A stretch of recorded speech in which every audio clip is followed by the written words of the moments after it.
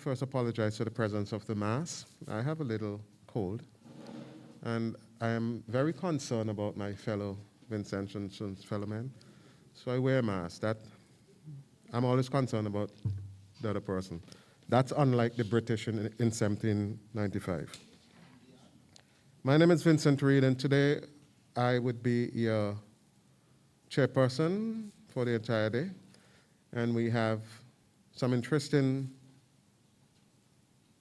speakers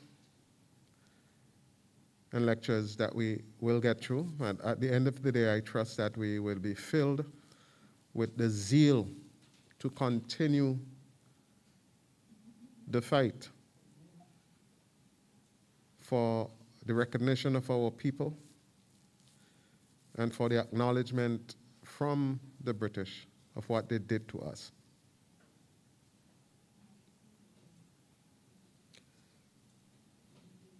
Today's first speaker would be introduced to you by Ms. Zoila Ellis Brown.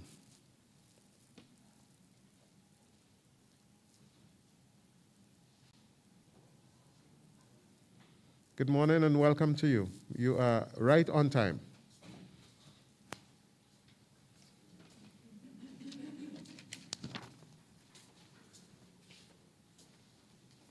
Thank you very much, Mr. Chairman, and welcome to all listening on our various platforms. Welcome to all present, and welcome to another beautiful day in Urume, St. Vincent and the Grenadines, and the third and final day of our International Garifuna Conference, 11th International Garifuna Conference. The speaker I will introduce is Professor Christian Callejas Escoto. Professor Christian Callejas Escoto is an attorney at law. He graduated in Legal and Social Sciences from the University of San Pedro Sula in Honduras. He was a graduate in law from the University of Costa Rica, and he also graduated with a master's degree in public law with emphasis on international public law from the Autonomous University of Costa Rica. He's a member of the Honduran Bar Association and also a member of the Costa Rican Bar Association. He's a litigator in Honduras and Costa Rican domestic law, and he's also appeared before the Inter-American Human Rights Judicial System. He's a professor at the University of San Jose, Costa Rica, and the University of San Francisco, California. He's a municipal advisor, human rights advisor, advisor in public law and private law. He's a director of Callejas and Bordet Law Firm, co-founder of the Central American Observatory of Human and Women's Rights. He will speak on the topic, the use of systems of international law for the promotion of ancestral rights of Garifuna people. He will make his presentation in Spanish, which he has sent to me and has been translated into English. I will read the English translation after he has completed. Ladies and gentlemen, please help me welcome Professor Christian Callejas Escoto from Costa Rica.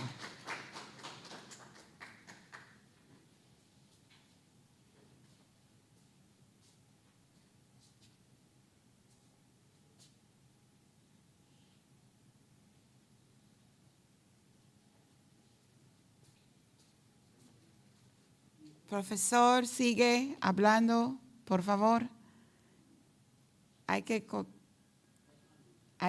Ahora sí. Buen día, no escucho, no sé si ya puedo comenzar con la ponencia, es que no escucho. He says, un momento. He says he's not hearing. Momentico.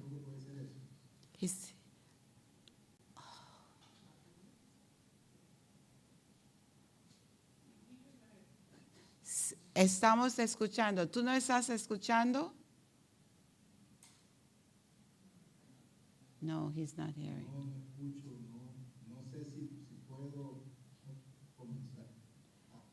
Alguien activó el micrófono. ¿Puedo comenzar ya? Sí, ¿estás escuchando?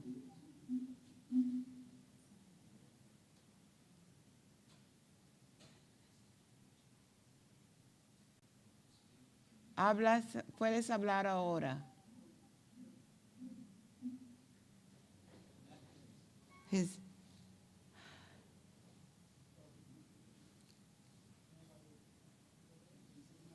let me talk to him by phone.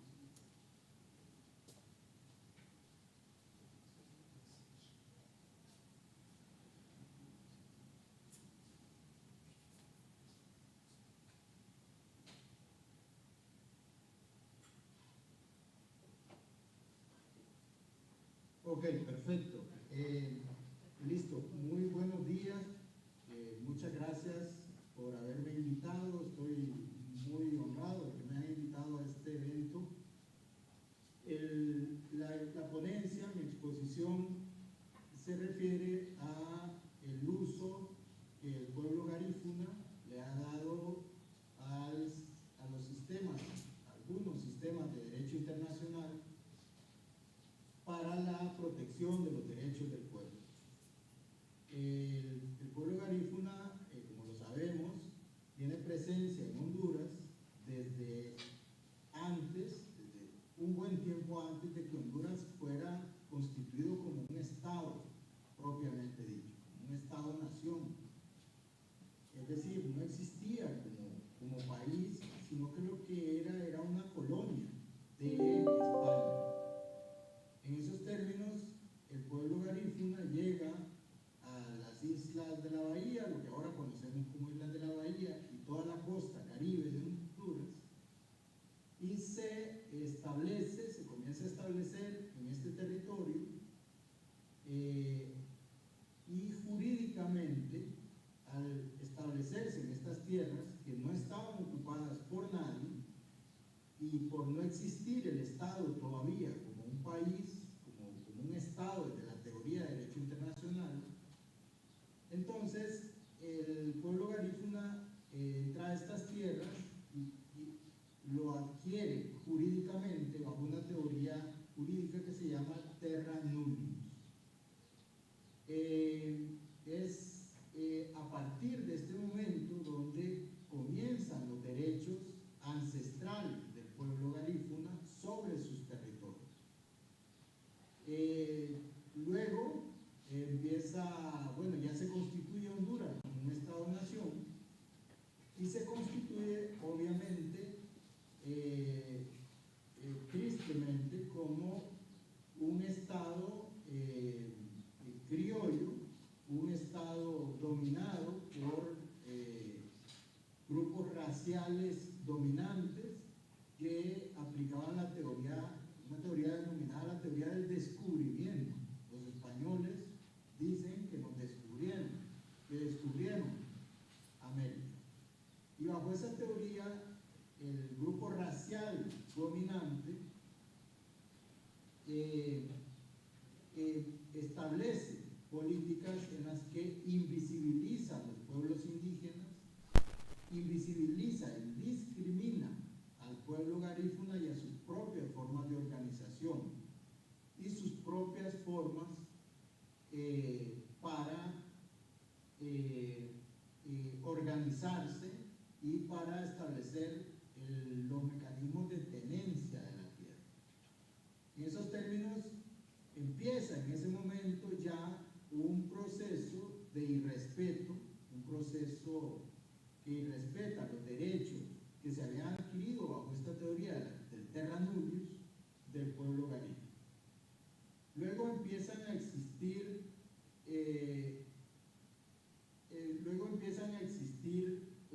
una serie de fenómenos legales, jurídicos, que fueron afectando al pueblo garífuna por mucho tiempo, y uno de ellos, de los más importantes en mi criterio, es que el Estado empezó a organizar el Estado, el país, territorialmente. El gobierno, los gobiernos, el país, el Estado ya como Estado-nación,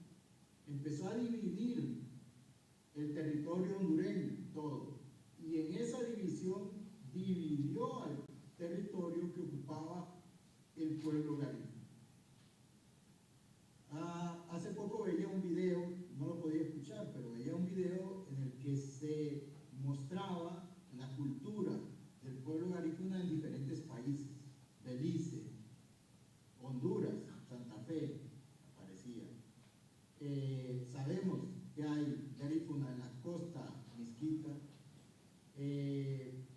y vemos que las costumbres, la espiritualidad y todos los factores que identifican al Garifuna son idénticos en todos los países.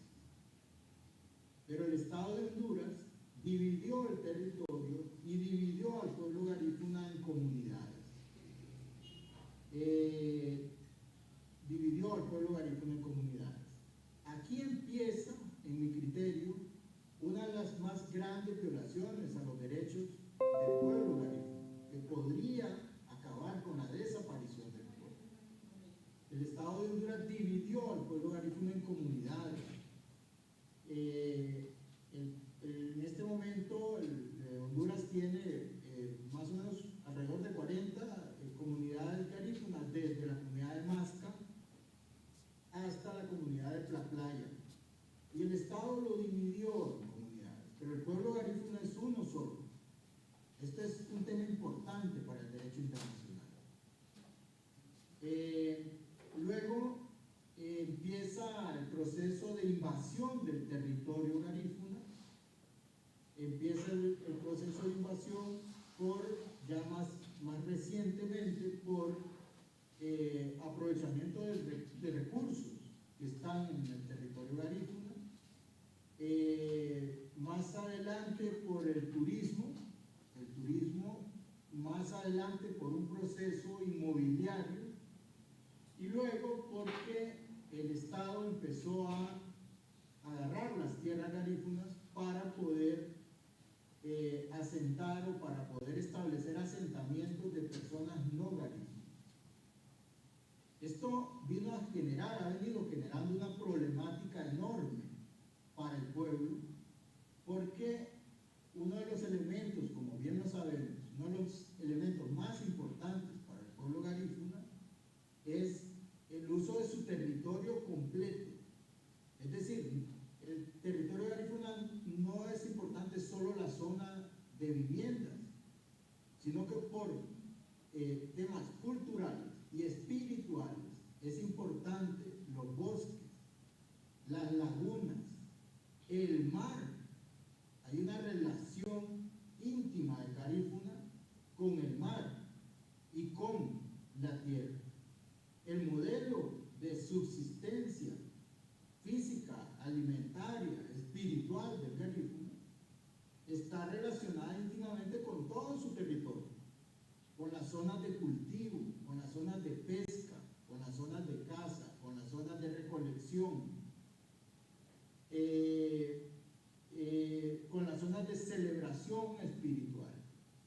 Entonces, el pueblo garífuna se empezó a ver muy presionado por el Estado, y entonces comenzó un proceso de resistencia y de lucha, como lo sabemos, y uno de los primeros eventos violentos contra el pueblo de Garifuna fue la masacre en la comunidad de San Juan. Luego de esto, el pueblo garífuna, aunque es un pueblo pacífico, reacciona y empieza a exigir sus derechos por la vía pacífica, pero empieza a exigir sus derechos y empieza a pedirle al país que le entregue títulos que garanticen su territorio. Aquí empieza el Estado a reconocer de alguna forma, pero de forma muy parcial, muy pequeña, a dar títulos en algunos casos, en otros casos daba documentos de menor valor jurídico como garantías de ocupación, en algunos casos daba títulos, pero no sobre todo el territorio, sino que sobre una parte muy pequeña. Y entonces el pueblo garífuna empezó a conseguir a medias que se le reconocieran sus derechos.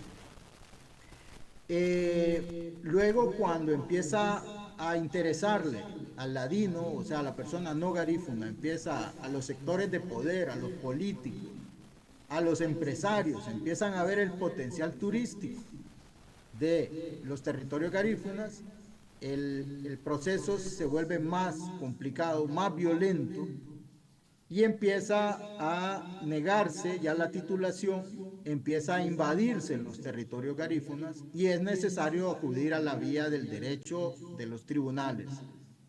Empezaron a haber una cantidad de demandas. La Organización Fraternal Negra Hondureña, la OFRANE, tiene documentado fácilmente 10.000, fácilmente, no tengo el número preciso, pero fácilmente 10.000 acciones legales ante las autoridades internas de Honduras. Y de estas, solo una tuvo efecto y era contra un garífuna. Esto es grave porque el Estado no atiende los reclamos garífunas y únicamente los atiende cuando el denunciado es un hermano garífuna. Y esto es discriminación, esto es racismo.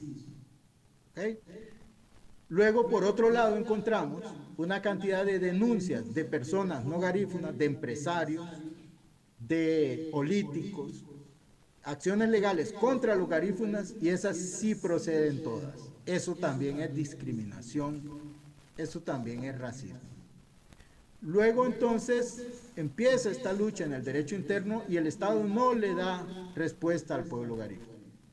Y entonces la OFRANE decide irse afuera del país. La OFRANE decide demandar al Estado de Honduras ante el Sistema Interamericano de Derechos Humanos. Esto es, presenta peticiones ante la Comisión Interamericana de Derechos Humanos. Hace más de 20 años se presentaron estas peticiones y la OFRANE ha sostenido estos procesos desde hace más de 20 años. Eso es muy difícil. Es un proceso que desgasta políticamente, recibe ataques, financieramente es extremadamente costoso. Tiene que tenerse mucha paciencia, pero eso es resistencia. Y se tuvo resistencia desde la OFRANE, se tuvo resistencia desde las comunidades que plantearon los casos.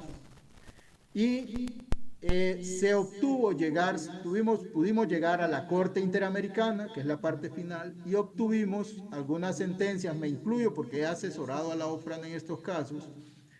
Se obtuvieron en este momento 3 sentencias. La comunidad de Triunfo de la Cruz, la comunidad de Punta Piedra y la comunidad de San Juan recientemente. En estas 3 sentencias de la Corte Interamericana se condena al Estado a que delimite los territorios, a que restituya los territorios, a que entregue los territorios al pueblo garífuna, y a que se elimine las leyes y las medidas que afectan al pueblo. Entonces, sí se obtuvo un resultado positivo. El Estado, el reto, encontramos un reto, y es que el derecho internacional no es coercitivo, desgraciadamente, para estos casos. En materia de derecho internacional, los estados cumplen las sentencias prácticamente de forma voluntaria y el Estado de Honduras no ha tenido voluntad para cumplir las sentencias. Digamos que ese es el estado actual de los asuntos. La Corte Interamericana falló ya a favor del pueblo garífuna y el Estado no ha cumplido las sentencias. ¿Qué ha provocado la problemática? Decía, ¿cuál es la importancia de que del pueblo garífuna sea un solo pueblo y no varias comunidades? Es que hay un dicho en español que dice, divide y vencerás. Si usted divide las comunidades, se hace más difícil la lucha, porque tiene que presentar un caso por la comunidad de Triunfo de la Cruz, otro caso por Punta Piedra, otro caso por San Juan. Ahora tendríamos que presentar otro caso por Masca, por Travesía, por Bajamar, un caso por cada comunidad, cuando el pueblo es uno solo.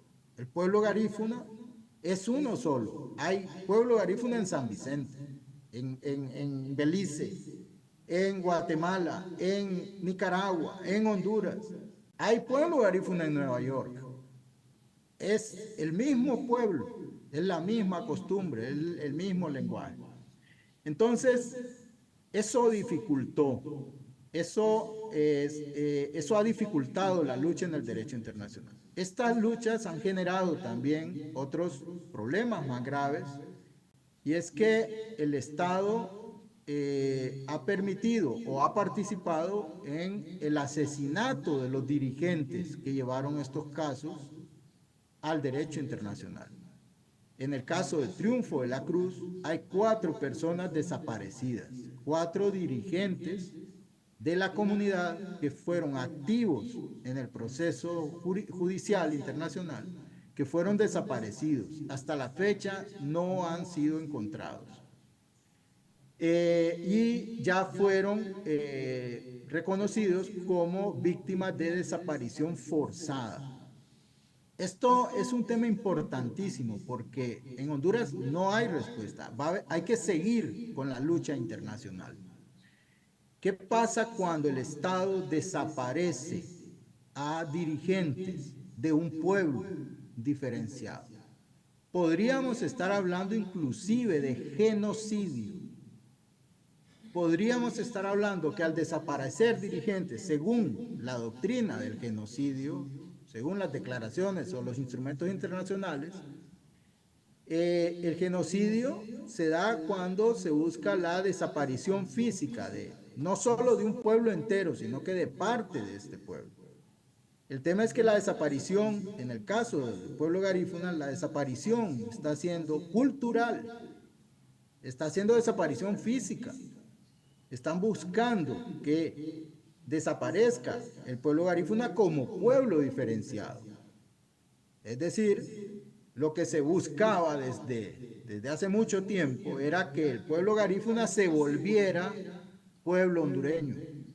Sí es pueblo hondureño, pero lo que se buscaba es que el garífuna dejara de ser garífuna y pasara a ser un ciudadano más del país.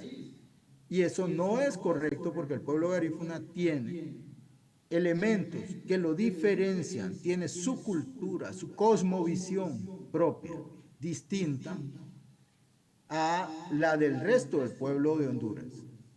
Y eso puede ser genocidio. Antes lo permitía un convenio internacional, el convenio 102 de la OIT buscaba que los pueblos indígenas se integraran al resto de la comunidad, pero luego otro convenio internacional quitó esa idea. El convenio 169 de la OIT dijo no, los pueblos indígenas deben seguir siendo pueblos indígenas, los pueblos tribales deben seguir siendo pueblos tribales.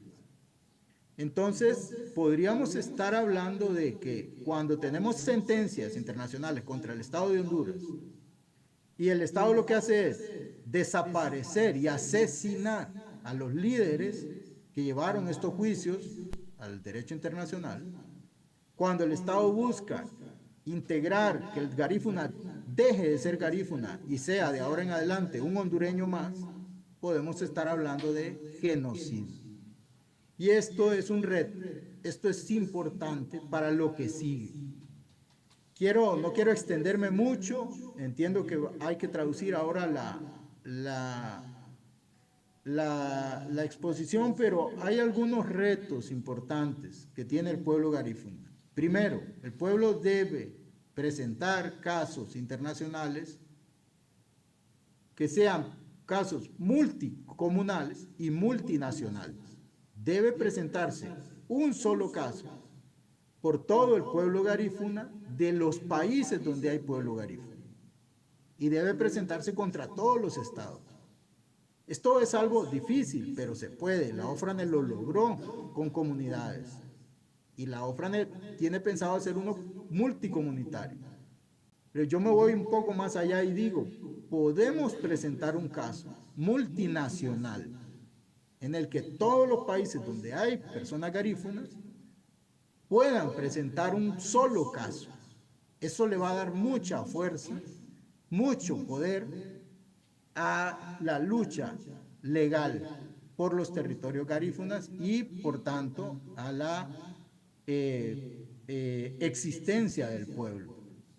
Esto es muy importante. Otro de los temas que debe valorarse desde el pueblo garífuna, pienso yo, con mucho respeto, es intentar acciones de jurisdicción universal, es decir, buscar otros países y plantear casos por genocidio. Algo parecido a lo que ocurrió en Argentina, en el que en Argentina no se juzgó a las juntas militares que desaparecían gente, pero en España hubo un juez, Baltasar Garzón, que sí llevó los casos y se tramitaron como casos de genocidio. Me parece que puede hacerse un estudio, no es mi especialidad el genocidio, pero podría hacerse un estudio con abogados internacionalistas, especialistas en genocidio, para intentar plantear un caso por genocidio contra el pueblo garífuna ante algún Estado. Habría que ver qué Estado. El mundo está dividido ideológicamente, el mundo está dividido por intereses económicos, norte y sur, y habría que ver ante qué país se podría plantear un caso de genocidio contra el pueblo, pero a través de jurisdicción universal. Es diferente a la Corte Penal Internacional, porque en esta tendría que pasar un proceso, creo, un poco más complejo y es más difícil que la Corte Penal Internacional le diera trámite. Repito, no soy especialista en ese punto específico, pero sí he leído mucho sobre jurisdicción universal, y esto es que usted va a otro país y pide justicia. Tristemente, en Honduras, en la semana pasada condenaron a un presidente hondureño por narcotraficante. La semana pasada. Lo condenaron en Nueva York, no lo condenaron en Honduras. Tuvo que intervenir otro país. No estoy diciendo que la justicia de Estados Unidos es buena, no la comparto, no me gusta. Pero sí hay otros países que pueden darnos opciones de justicia universal, probablemente. Costa Rica tiene dentro de su derecho penal un principio de justicia universal. España, habría que ver España, el caso de Pinochet, el caso de las juntas militares argentinas, se tramitó en España, pero habría que ver si todavía hay condiciones. Pero entonces hay retos importantes para el pueblo garífuna, y es un solo pueblo garífuna que siga la lucha jurídica internacional con casos multicomunales, con casos multinacionales, como un solo pueblo, contra varios países o contra países específicos, pero como un solo pueblo. Eso le va a dar todas las esperanzas de ganar el proceso. Solo expliqué algunas cosas, no entré a cosas muy técnicas del derecho internacional. Quería nada más contar la experiencia que se ha tenido en los casos desde la OFRANE y algunas impresiones personales de lo que podría hacerse a futuro. Quedo atento y quedo a sus órdenes para cualquier consulta. Lo que sí es que yo no les escucho nada, así que si de alguna forma me hacen llegar, si hubieran preguntas, o entiendo que ahorita van a transcribir la ponencia. Muchas gracias. Pasen muy buen día.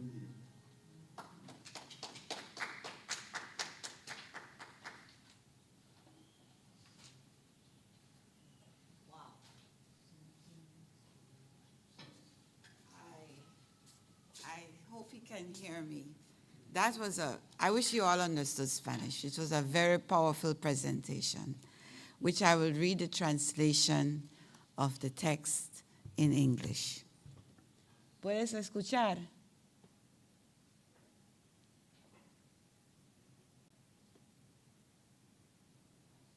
¿Puedes escuchar? No.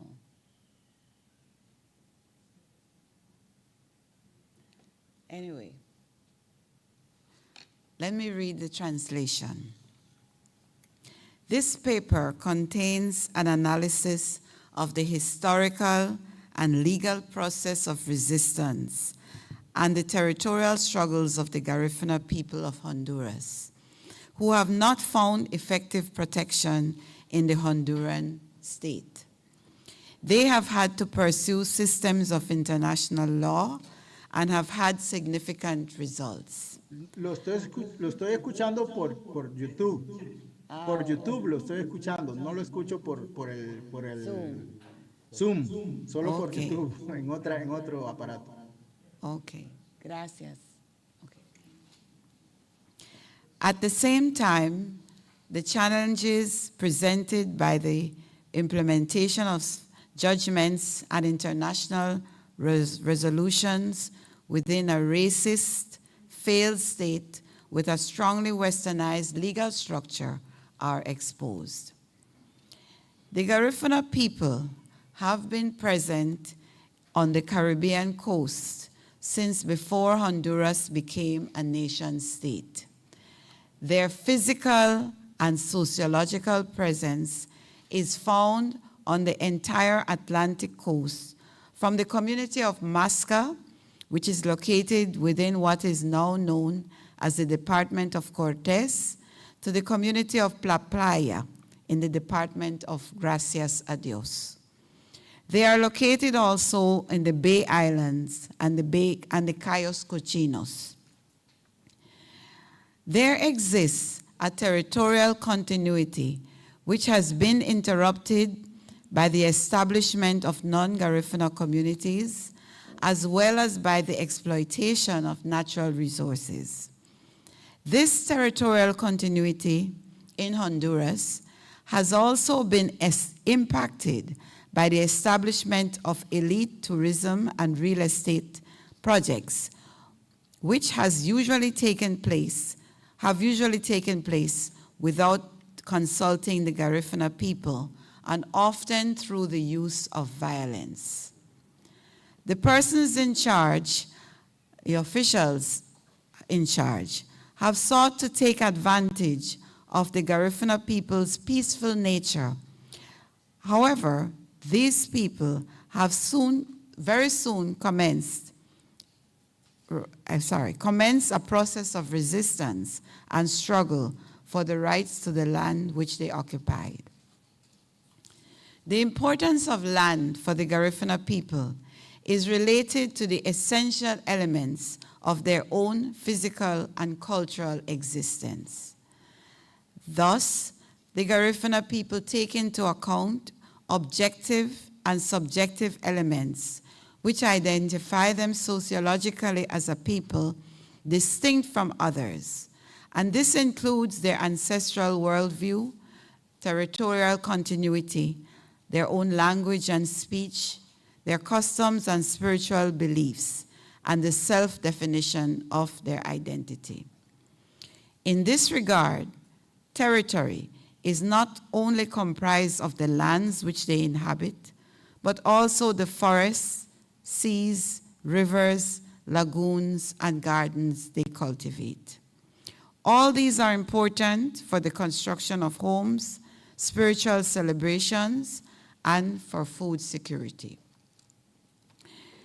In relation to the theme of resistance and claim to territory in the context of Honduran domestic law, the right of Garifuna people to their territories finds its foundation in the legal theory of terra nullius, which in summary states that when the Garifuna arrived in what would later become the nation-state of Honduras, the land which they occupied was not at the time occupied by any other person with a legal title,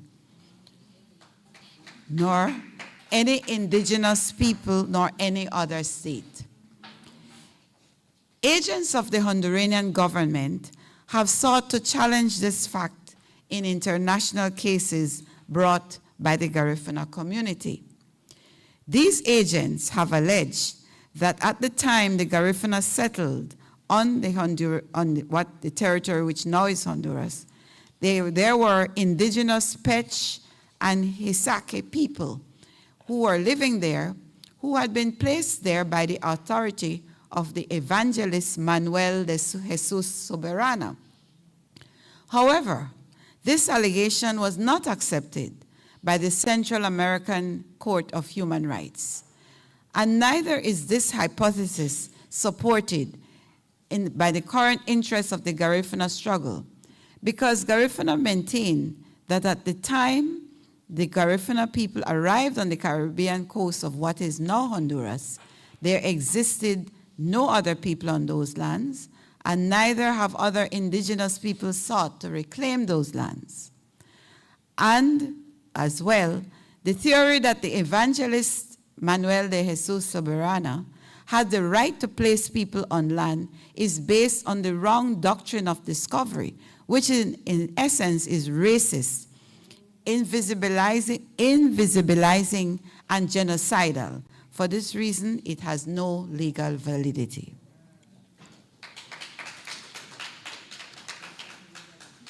By the end of the 21st century, the state of Honduras had imposed a territorial division of the country into departments, towns, villages, and communities. And as a result, the Garifuna people were obliged to organize themselves as such. Thus, the land they occupied ancestrally was distributed into 4 departments and 48 communities. And these communities were organized into Board of Trustees or patronatos that the Honduran state recognized and registered as legal entity. Notwithstanding this division, the Garifuna people maintain their spiritual, territorial, and cosmogonic continuity throughout the entire territory, as stated above. And the state's violation by imposition of borders between communities and by the establishment of non-Garifuna communities within that, and the development of elite real estate projects and tourism projects has created a problem. In this context, the communities have had to obtain and have been obtaining guarantees of occupation and land titles for some of the communities. This, however, has not covered all the extent of the territory that they occupy. The rights of third parties in possession of the lands within the Garifuna territory exist, and there is not a full delimitation and demarcation of the majority of Garifuna land, and therefore this promotes legal insecurity. The fight for land has resulted in a series of consequences which affect the actual existence of the Garifuna people. This includes the physical elimination of the leaders through kidnapping and murder, the criminalization of the struggle, the racist discrediting of Garifuna people, and therefore the slow and cruel cultural erosion of the Garifuna culture is occurring. This panorama has generated a series of violations within Honduras that can be summarized as follows. Atomization of the territory along the current geographical and political model, departments, towns, villages. Violation of the territorial continuity of the Garifuna territory through the establishment of real estate projects, tourism projects, and state projects. Reserving of the rights of non-Garifuna in Garifuna lands. The lack of delimitation, demarcation, and land titling in entire communities of Honduras, Garifuna communities. Absence of legal, judicial, and administrative guarantees for the protection of the rights of Garifuna people. Criminalization, murders, forced disappearances, attacks, and racist delegitimization against Garifuna people. Given the lack of response to the territorial claims and the claims for justice within the Honduran state, the Black Honduran Fraternal Organization, OFRANE, commenced a process of international petitions within the Inter-American system of human rights and before the mechanisms established by the UN Commission Against Racial Discrimination.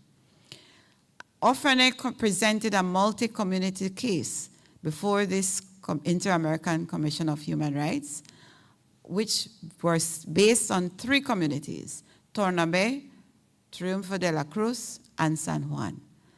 They also presented 2 other claims concerning the communities of Punta Piedra and the community of Cayos Cochinos. The court decided to separate the first 3 cases and process them individually.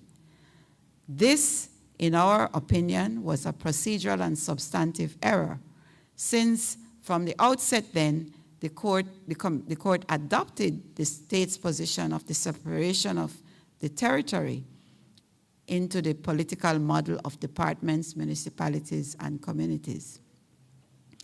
Notwithstanding, the petitions were based on the violations of international obligation to respect and guarantee human rights and to incorporate these norms in domestic law. The petition denounced the violation of the right to property, the lack of judicial guarantees, freedom of expression, life and personal integrity, among others. The legal framework on which the petitions were based consisted on international instruments as well as domestic laws. These included the American Convention of Human Rights, the ILO Convention 169, the United Nations Convention on the Rights of Indigenous People, the International Convention for the Protection of All Persons from Enforced Disappearance, the Constitution of the Republic of Honduras, and the customary rights of Garifuna people. At this time, 3 judgments have been obtained in the Inter-American Court of Human Rights in the case of the communities of Triunfo de la Cruz, Punta Piedra, and San Juan. Precautionary measures have also been obtained in the International Court of Human Rights, as well as provisional measures have been obtained through the Inter-American Court. The judgments have found that the state of Honduras is responsible for violating its international obligations due to the Garifuna communities. At the time of writing this paper, the state of Honduras has failed to comply with the essential parts of the judgment that have to do with territorial claims. They have not complied with the precautionary or provisional measures, and neither have the leaders who disappeared been found, nor have investigations into that matter been advanced. As relevant factors resulting from this international case, we find concrete and substantial results, which the courts ordered that the state delimit, demarcate, and issue titles to Garifuna lands in communities that have brought the claim. We also find that the court ordered that the state investigate the crimes committed against the Garifuna people, and that there be developed an adequate legal framework for the protection of the rights of indigenous people, and specifically their right to free, prior, and informed consent. From the formal perspective, there was a significant development which occurred within the jurisdiction of the Inter-American Human Rights Court.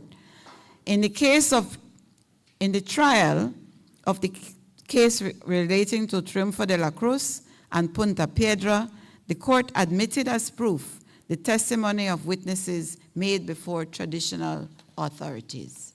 This is a significant development, since this practice has been reserved to notaries public through an affidavit. And in this case, the evidence was processed through the customary norms of the Garifuna people. The paradoxes and challenges of the international process for the Garifuna.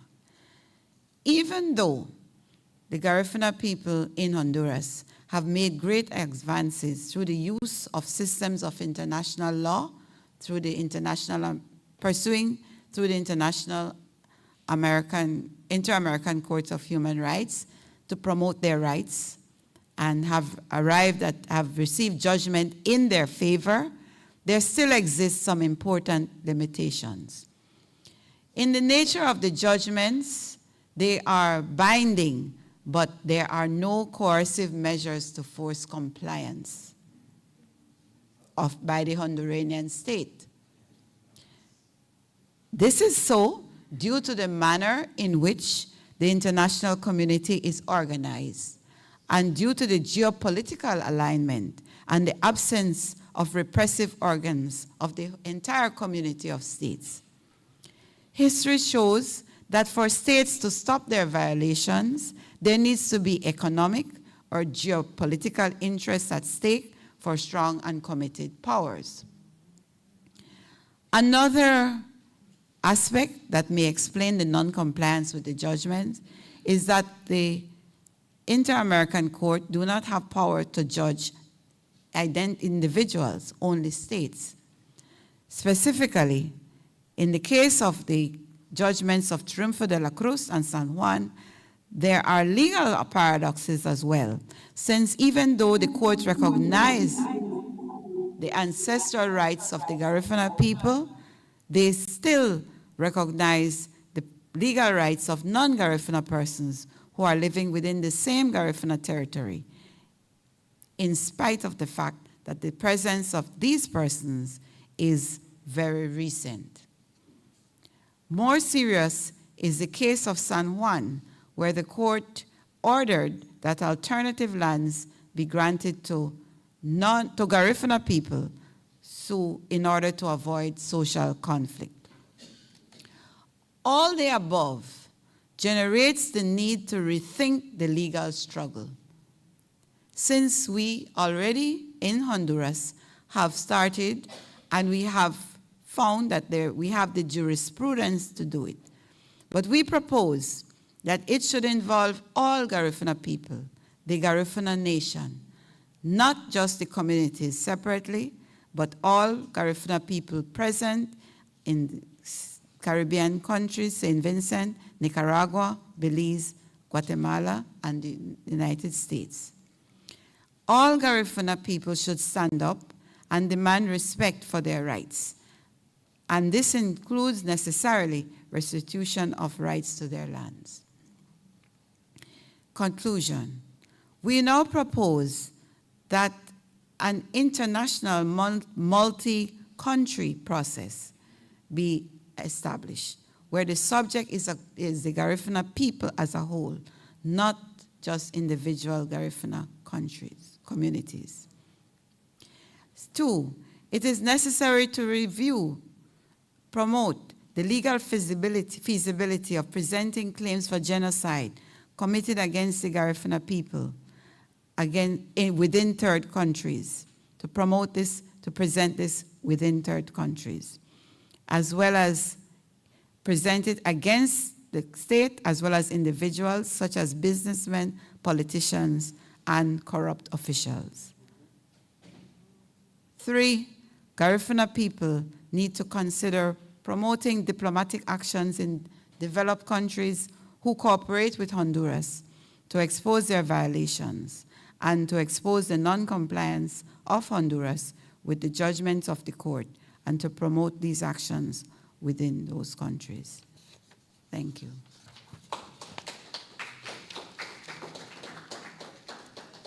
So if you have any questions, I don't know if he can hear them. Are there any questions? Any comments?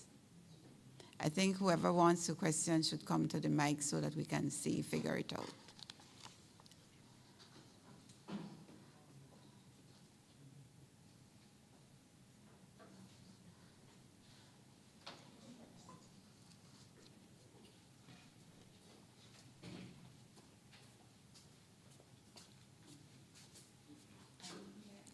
Hello? Can you hear me? Can you hear me? Hello?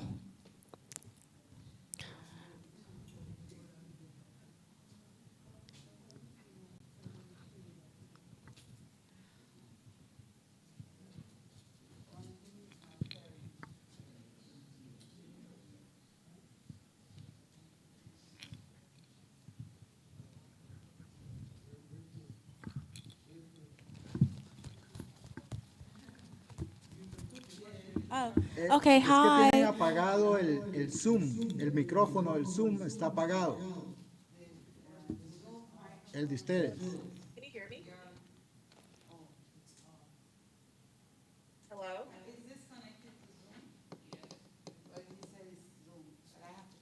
Okay. Yeah, I just have to say that this was an excellent presentation. I just have to say that this was an excellent presentation, and I really loved how you spoke about the insecurity of legality in relation to colonialism and for the Garifuna people in Honduras, and I thought that it was excellently executed. Aló, Cristian, ¿se puede escuchar? No. Aló.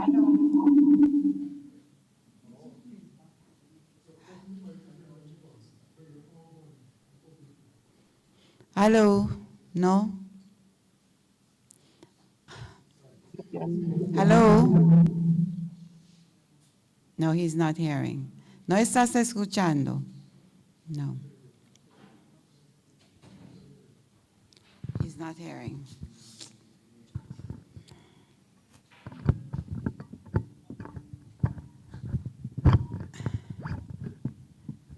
Aló. Yeah. No, No, he's es not que hearing. escucho, pero muy tarde en YouTube, porque ustedes tienen apagado el Zoom, el micrófono del Zoom. Yes, I can hear now.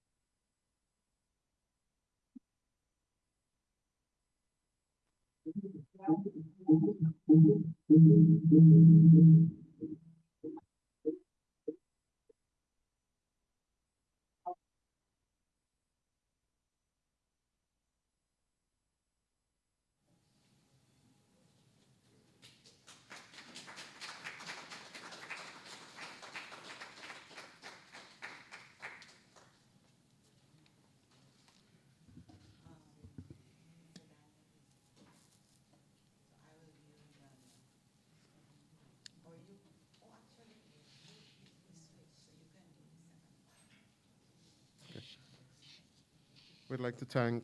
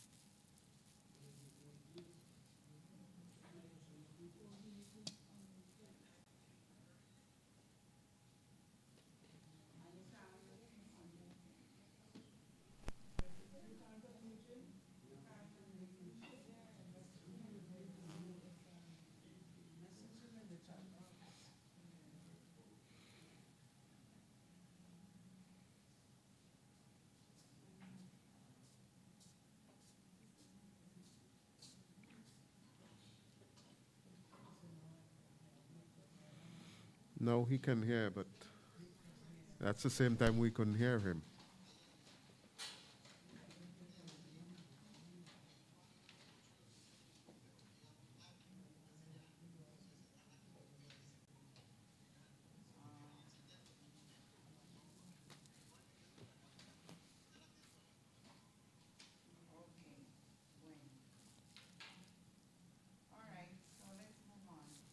Beautiful. We'd like to thank Professor Escoto for his presentation on the rights. System of international law for the promotion of ancestral rights of Garifuna people. It's interesting to me when I listened to the presentation being read by Ms. Brown, and I started doing some checks on the United Nations General Assembly adopting the United Nations Declaration on the Rights of Indigenous People. And sometimes I wonder what's the importance of international institutions like the United Nations. When you have the rights of indigenous people, you make a declaration, but yet all countries, no matter what, tramples on the rights of indigenous people. So who is the United Nations? And what clout do they have? So when I listen to presentations like that and hear cries from the people, the indigenous people, and read on declarations by the United Nations, that is supposed to be an internationally recognized world organization. It seems to me that it is just like a figurehead. It has no clout, no authority, because the very declarations that you make, they're being trampled on, and there is no redress. Maybe it needs a war, because they do move into countries with guns to fix things. But that's not the approach that we want. We want them to recognize and force the hands of the persons who tramples on the rights of the indigenous people, and in this case, that's the Garifuna people. And it's important that they recognize that. Our next presenter would now be introduced to you by Sister Brown, and the topic would be on genocide. Ms. Brown would give you more details.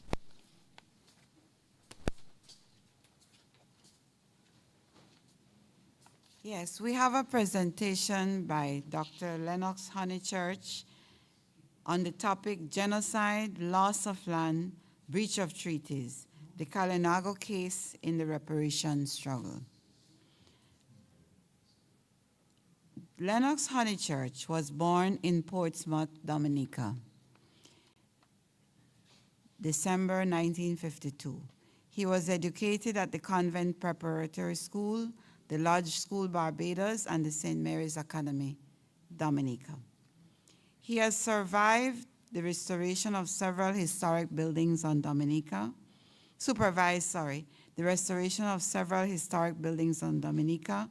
most notably Fort Shirley, and contributed to the establishment of the Cabritz National Park, where it is located.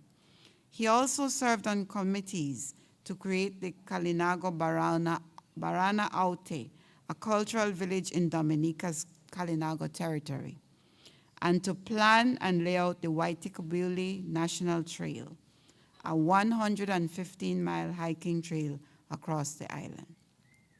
He served as a member of the Dominica House of Assembly from 1975 to 1979 with the Dominica Freedom Party, and was a delegate at the Dominica Independence Constitutional Conference in London, leading up to independence in 1978. He studied anthropology at the University of Oxford and is an anthropologist, historian, and an artist.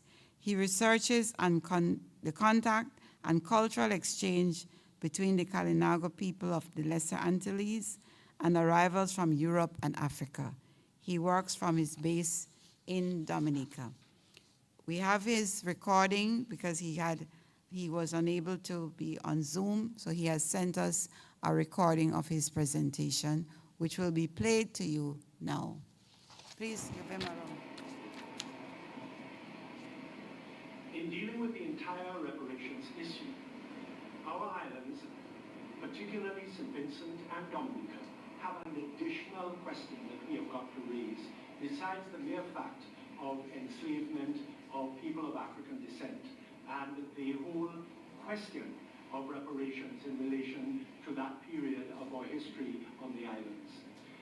With St. Vincent and Dominica, we are also added within our requests, within our reasoning of these issues, the question of the indigenous people who still survive in Dominica and in St. Vincent. And let us know that we're not dealing purely with the visual question of indigenous people as they may appear, but we have to take on board the entire DNA of the interaction, the involvement, the intermixing of those people in the historic period on those islands at that time, so that there are many people, both in St. Vincent, in Dominica, and also in places like Grenada and St. Lucia and the northeast of Martinique, that have people who have ancestry among the indigenous people, even if they may not appear to be so.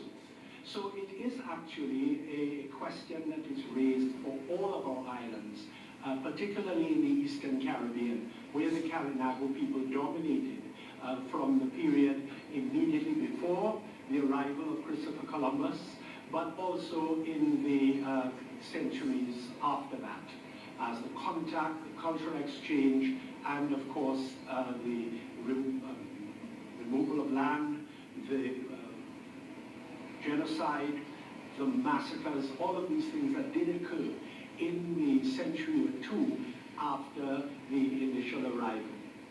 So essentially what we're looking at is genocide, loss of land, breach of treaties, and the Kalinago case in the reparations struggle.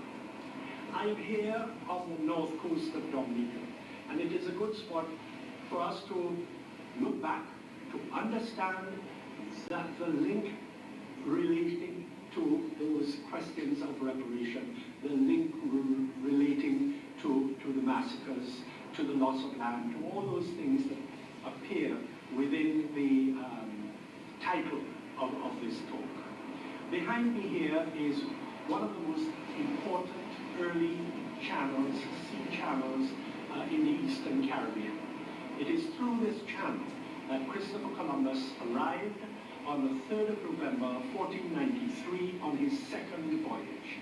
Let us understand that the first voyage, which is most talked about in 1492, was a voyage of exploration. We're not even aware whether or not there was anything here, because the idea was that they were sailing directly to the shores of what was then the Indies. But they came upon these lands here, and a whole new history unfolded.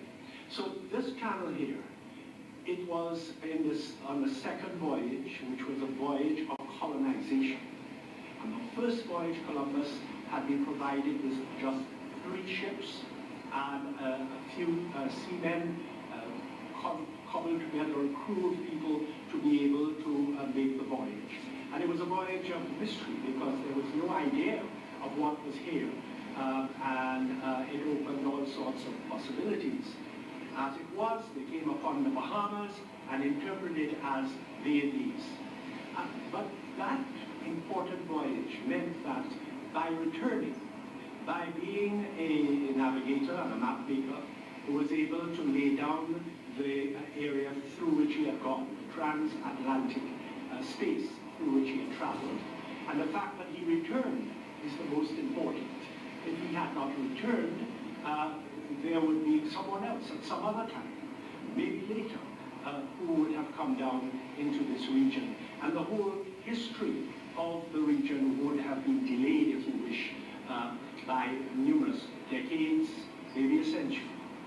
But the fact that he returned and the fact that he was able to explain where he'd gone and what he had seen, and to argue that he would prepare for a second voyage with 17 ships and 1,500 men and all of the equipment, tools, and indeed certain plants that were required for colonization. This second voyage is the voyage where the Kalinago people of the Eastern Caribbean become part of the object of the genocide, the broken treaties, and the seizure of lands. So behind me here is this passage. It's the Dominica-Guadeloupe Channel, and on the horizon are the islands of Marie-Galante, Guadeloupe, and the small French islands today of Les Saintes. Now, when Columbus arrived in 1493, these had their indigenous names. Marie-Galante was Aishi. Columbus renamed it Marie-Galante after his flagship, the Maria Galante. And then Carretera, which was Guadeloupe, he renamed after a monastery, church in Spain, where he had prayed for a safe voyage before setting out. 2 days before, they had celebrated the Feast of All Saints, and the small islands that he passed later on in that day, he called Todos los Santos, after All Saints.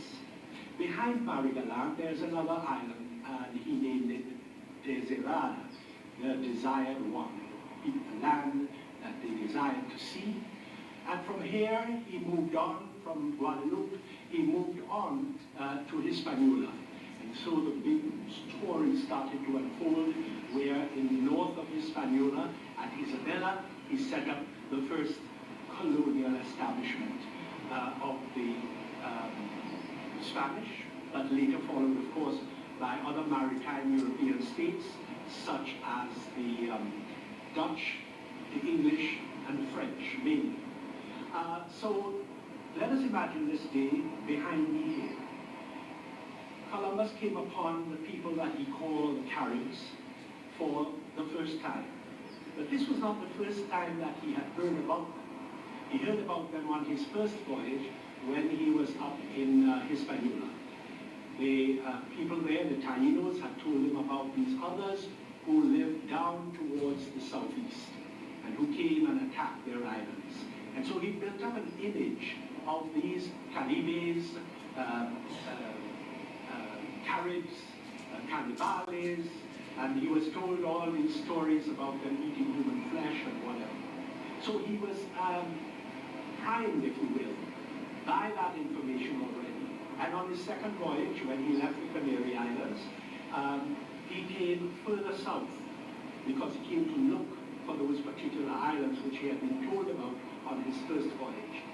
And the voyage was a very easy one. They had stopped off in the Canary Islands and then sailed just for 21 days.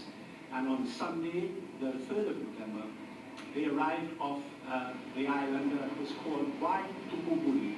Tall is her body. And it was very mountainous, rugged, and there was no harbor, well-protected harbor for such a large fleet to land. And so he moved on to Marie-Galante behind me, and there is where he claimed all of the lands that he would discover later for Spain. Put up the crucifix and the banners and claimed all of the area for Spain. And then moved on to Guadeloupe, where he spent about 6 days. And it is in Guadeloupe that he comes across villages where he begins to interpret, one could say misinterpret, what he was seeing. Let us understand that in many societies around the world, you can just think of places like Papua New Guinea, even in the Christian world of Europe, bodies were preserved after they had died, after maybe they had been killed in battle.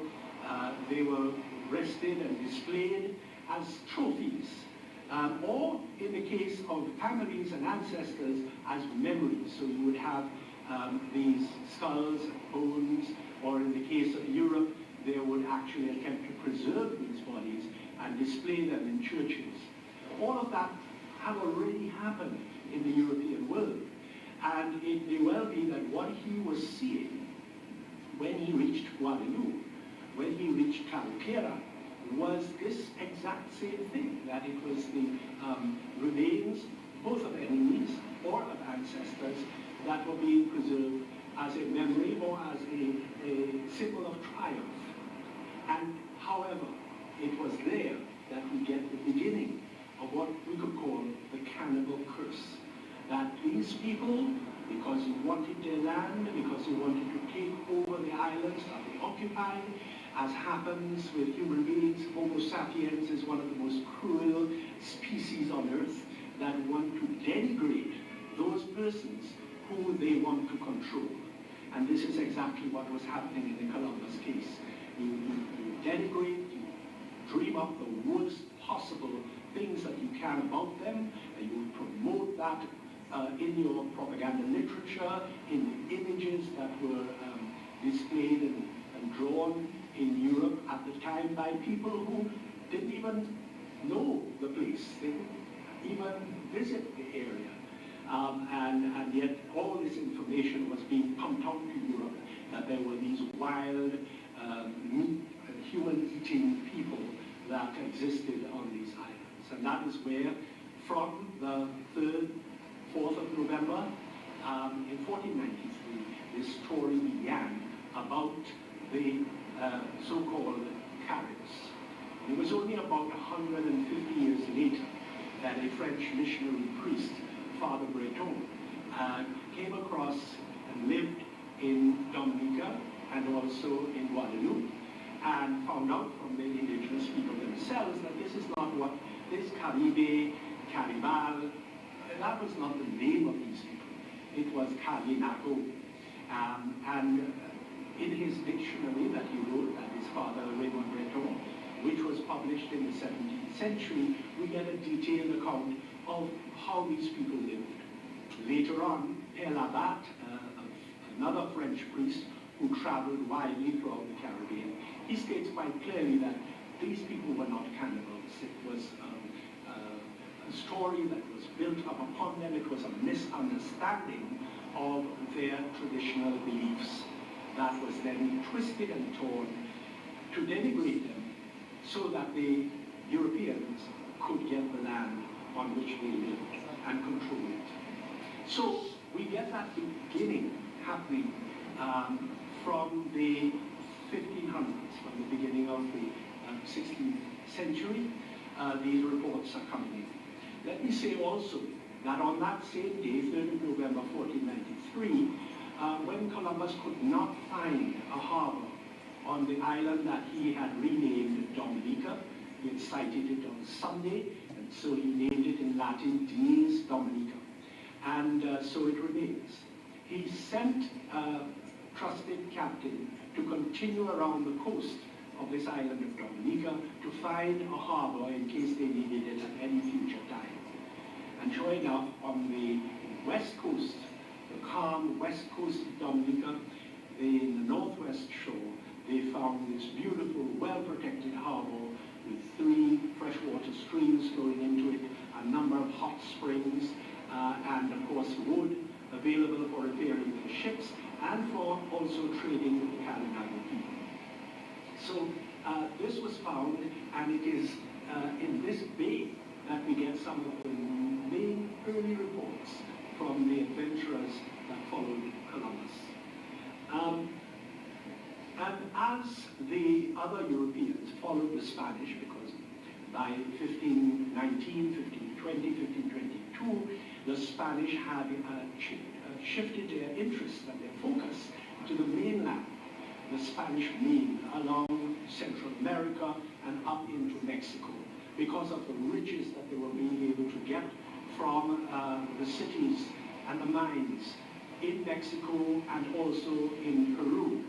They were able to find ways of crossing the isthmus of what is today Panama and getting down into Peru, raiding all of the wealth and riches that were there and bringing them up across into the Caribbean, and so from the Caribbean, from places like Portobello and Cartagena, taking them back to Spain.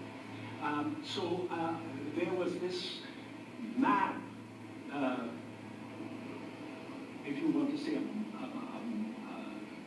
crazy, as the indigenous people believed that the Europeans were crazed by this wealth that they were ripping off from the indigenous people. And so, as the Spanish attention moved to the mainland, still hovering there in places like Hispaniola, Santo Domingo, as they called it, and in Cuba, to a certain extent, lesser extent in Jamaica, their focus really on the smaller islands of the Eastern Caribbean, of the Lesser Antilles, was much less as time went on. But being followed quickly by French, English, and Dutch sailors who wanted a piece of what was happening in the Caribbean at the time. As the King of France, Francis I, said, I want to see the clause in Adam's will that denies me a piece of the earth. And so, although they had gone to the Pope in 1494, although they had gone to the Pope to divide the world between Portugal and Spain, and the Pope had drawn a line down almost the center of the Atlantic and said that everything to the east, that is the West African coast and around the Cape of Good Hope and into the Indies was for Portugal, and that everything to the west was for Spain. Essentially, those other European powers started to infiltrate the area. So by the 17th century, the French and the Dutch and the English particularly were beginning to put themselves in those areas. In the case of St. Kitts, you had the English, and later on, a couple of years later in Barbados, the French were taking over Martinique and Guadeloupe, and the Dutch, of course, were moving down into South America, and then taking trading stations in places like Aruba, Bonaire, Curacao, and Statia. The people who were there were trying their best, that is the indigenous Kalinago people, as we eventually found out their real name was. The indigenous Kalinago people were caught in a position where they had to desperately defend their lands.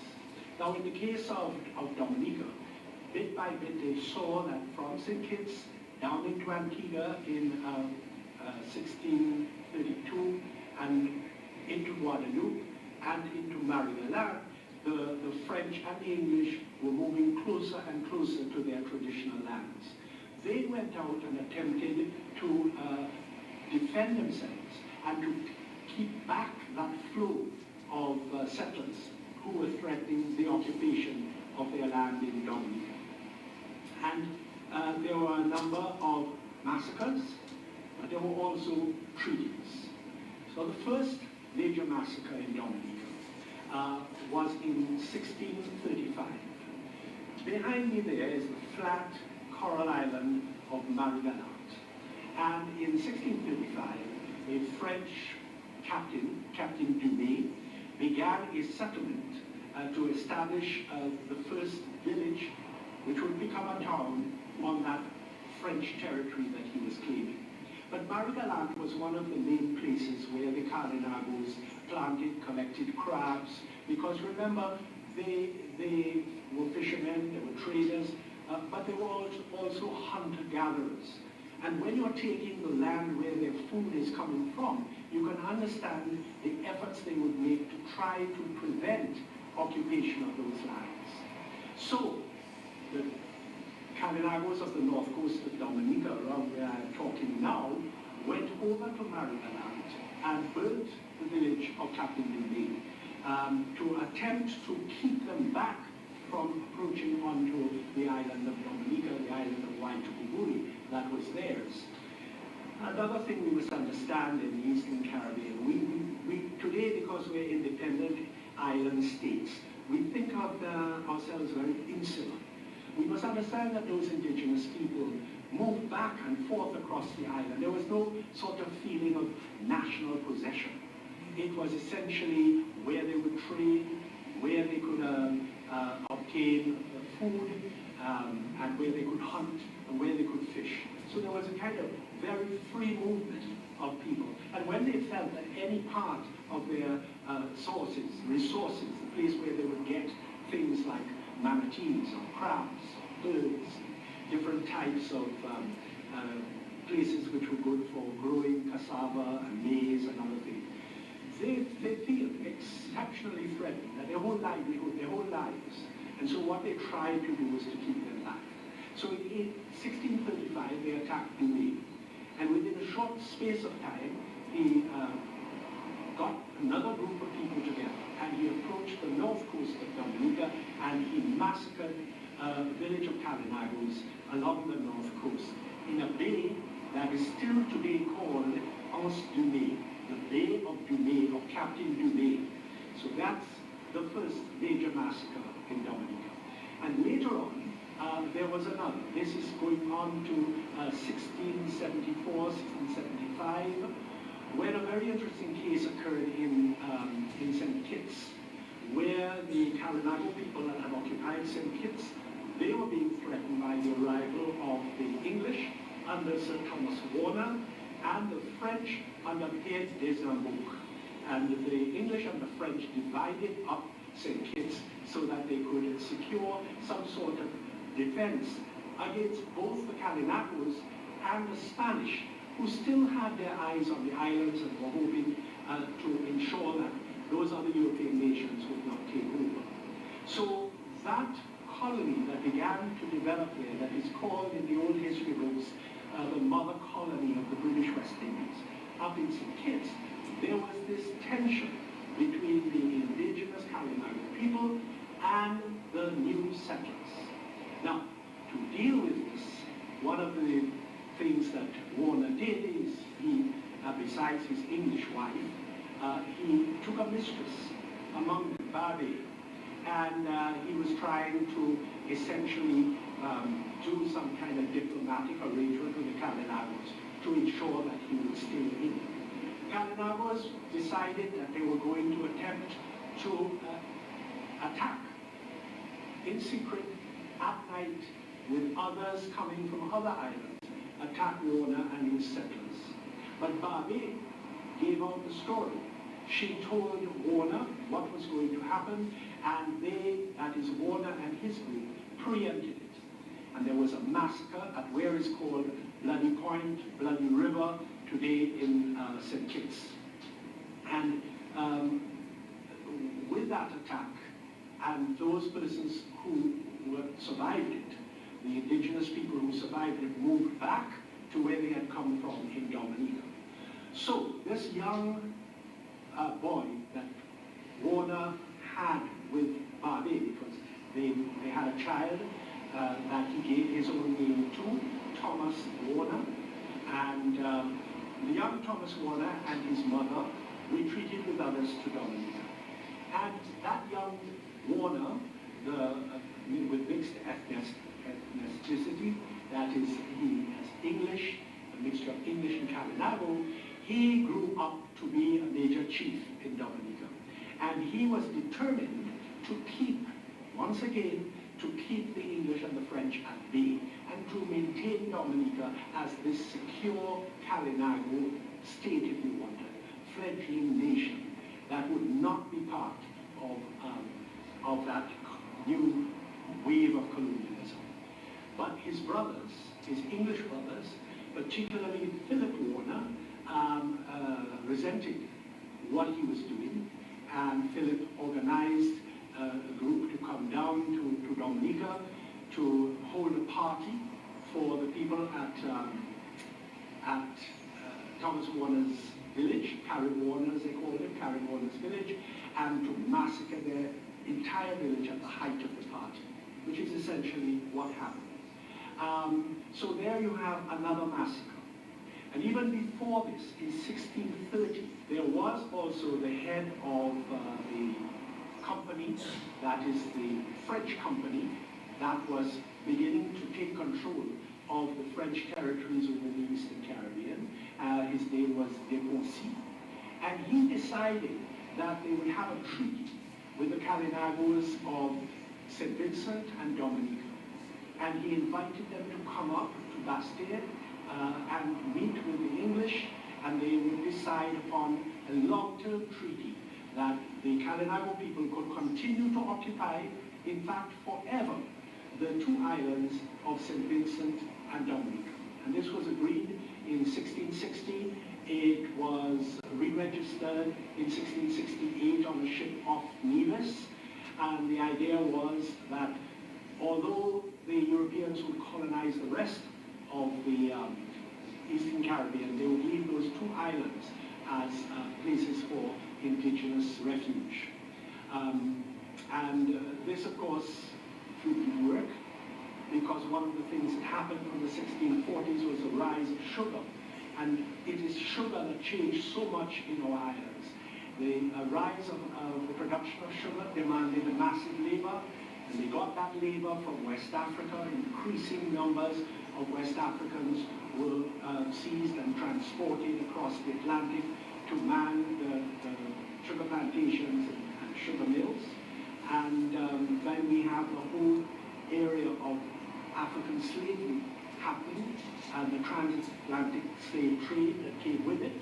But it also meant that the treaties were broken, the treaties that had basically been designed to protect St. Vincent and Dominica.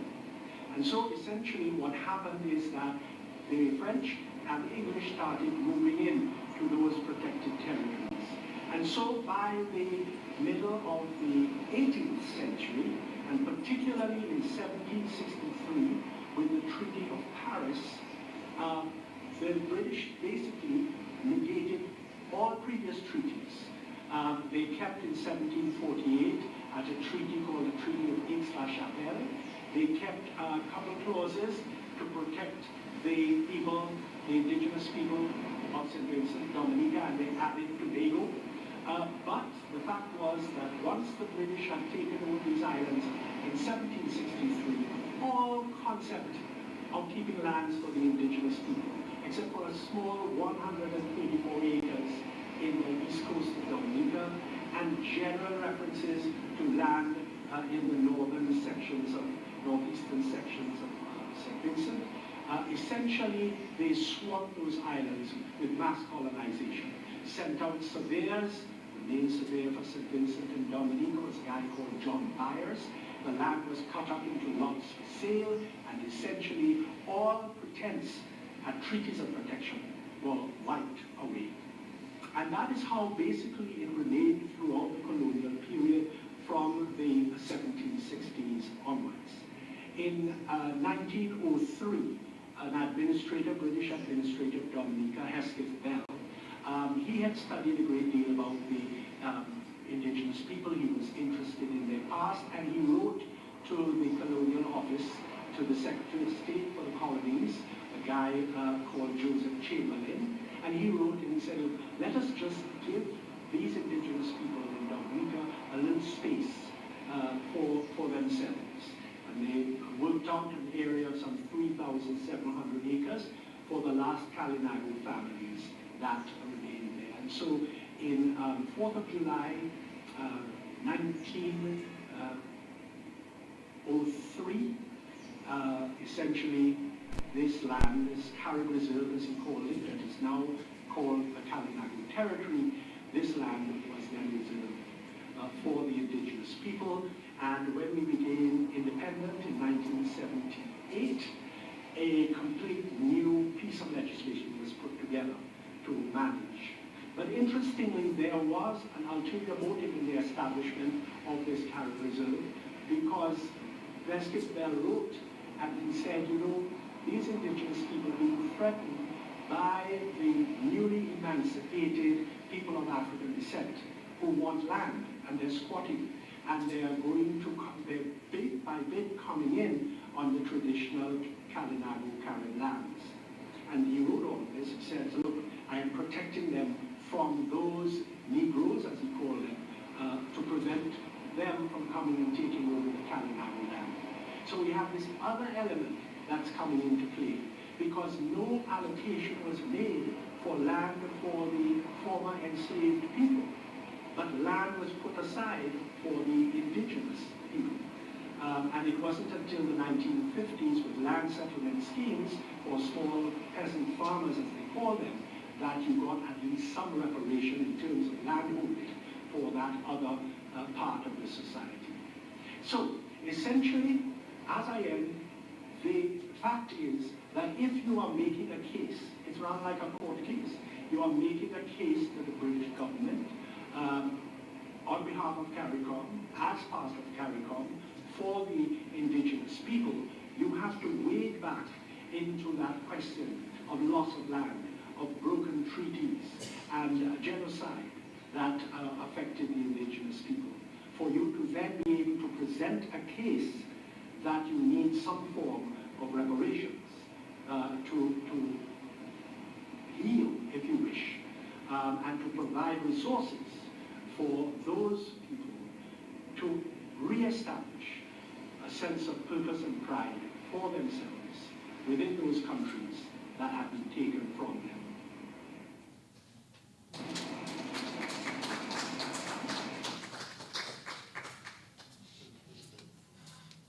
Well, that was very interesting. I think we can take some comments before. I'm recommending that we move. We have some comments on this topic before we move to the next presenter.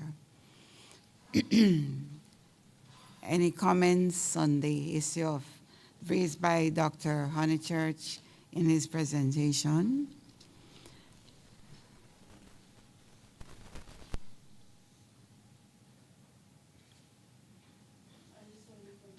Yes.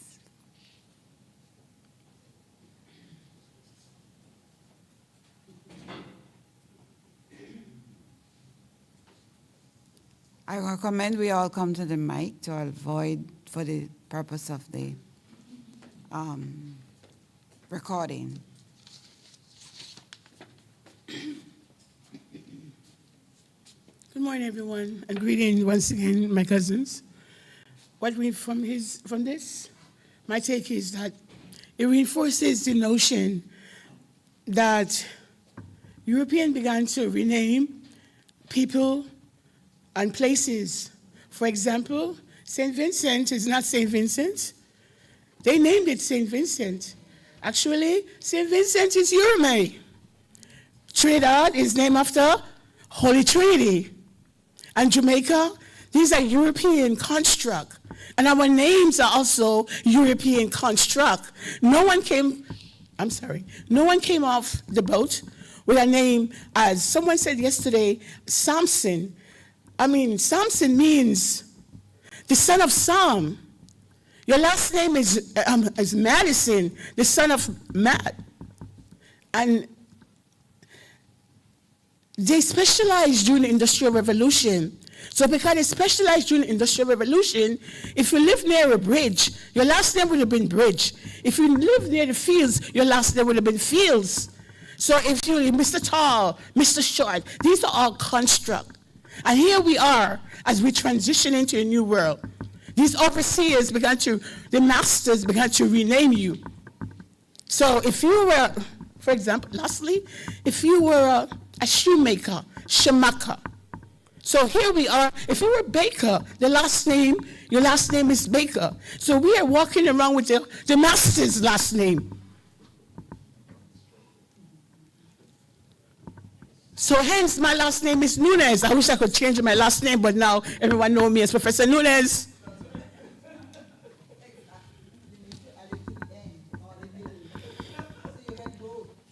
But when I went to Ghana, your last name is based on it for women, the day you were born. On Sunday, I was born on Easter Sunday, so hence my last name is Essie.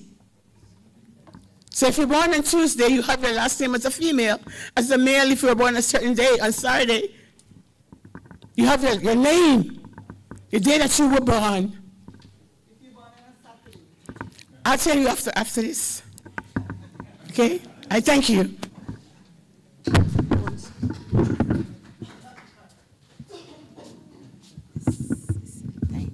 Thank you, Esther. Any other comments to the mic, please? This mic needs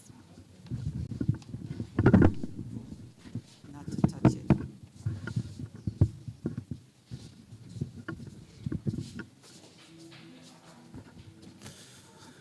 Good day, everyone. I think nouns and verbs are important, and the choices we make frame our understanding and frame others' understanding of a particular event or processes that we speak about, even if we are best intentioned as Honeychurch surely is. So when Honeychurch used the verb massacred, I would never use it. The threat was eliminated. That seems to me to be to better reflect the understandings on the part of the Kalinago that the European constituted a threat, which they had to deal with. And it was an existential threat because they set out to slaughter everyone. And they did succeed tremendously in doing that. So we do not have people being massacred. We have the elimination of a threat. And so we have a special military operation designed to protect the sovereignty of the Kalinaga, the Garifuna people. So it seems to me that when we write these histories, we have to be cautious with the verbs we use because the word massacre carries with it all kinds of, And so that's just the little piece I would want to suggest as we listen to what, I consider to be a pretty strong presentation, but the verbs can be destructive if we aren't careful.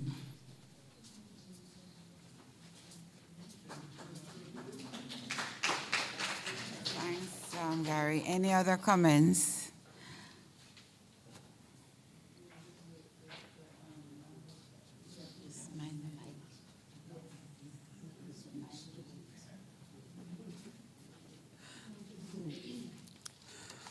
Yes. Thank you. I wanted to tie in both presentations because I see some common elements as someone who is very much interested in process and structure and the way forward. I like the point that Professor Esoto mentioned the importance of the security issue. In this struggle in Honduras, leaders disappear, leaders were assassinated, and it would be very important for us to be aware of that. The group of FANE, for example, who are the leaders in the human rights struggle, they are very security conscious as they move around in the community because they are threatened. So the alliances that they form, they're very careful about it. Yesterday, I think there was the point made about the distrust of government, the mistrust, of government. And to what extent can we form alliances with governments when doing struggles like this? This is just a thought, something for us to consider and to be very mindful. His comments, Professor's comments, gives us a framework in which to couch the efforts that we make, using international forums, using coalitions, using alliances. So it's very important, bringing it home to Irume, that the movement, whatever efforts are made, are not done in isolation. We need to form collaborations, and that is one of the strengths that can be drawn upon from the diaspora. We don't have much influence here, but we have influence in the international arena. And that is a strength that Irume can draw on. The fact that Ofrane has that experience, the National Garifuna Council has that experience, and we are part of the Belize National Indigenous Council, where the Maya people are presently going through the same struggles using international spaces, and they have been able to get recognition from the international spaces, the Caribbean spaces, to dictate to the Belize government to recognize their land rights.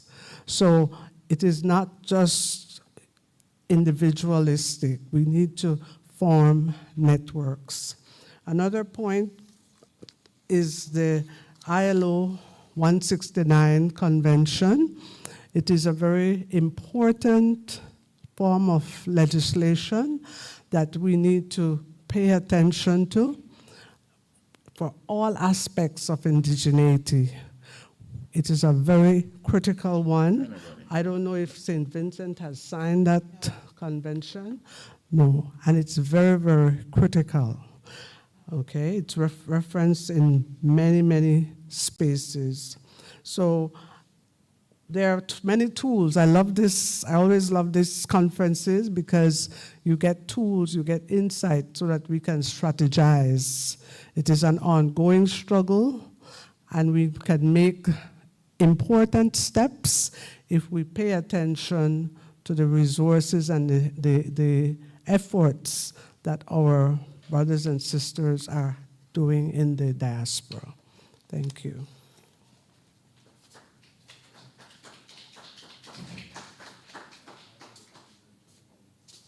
Yes, thank you, Lucia. Yes, we have any more comments on the presentation, any more questions? Certainly we have had a very powerful presentation by Professor Escoto. As I said, I regret that persons do not understand Spanish, but it will be available, I believe, on YouTube, and therefore you can take time to download it and do a translation for yourself so that you can understand the details of what was presented. Yes? Can we get come to the mic, please? Or just?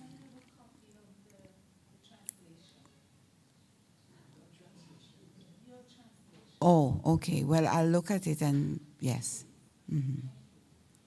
Any other comments or questions? Because we've had the points raised by Professor Escoto and Dr. Honeychurch tie into the theme of reparations. And I thought it was useful to join those two presentations before we move on to the next presentation, which is going to be reflective of the personal experience of one of the descendants of St. Vincent and the Grenadines. And so therefore, the theoretical framework or the basis of the discussion, the basis of Professor Escoto's presentation, as well as Dr. Honeychurch, pointed to the issue of reparations, the historical basis, as well as the legal basis for the building of our reparations claim. So I suppose there are no more questions. Yes. Could you, comments or questions, come to the mic, please. Comment, actually. Is this okay?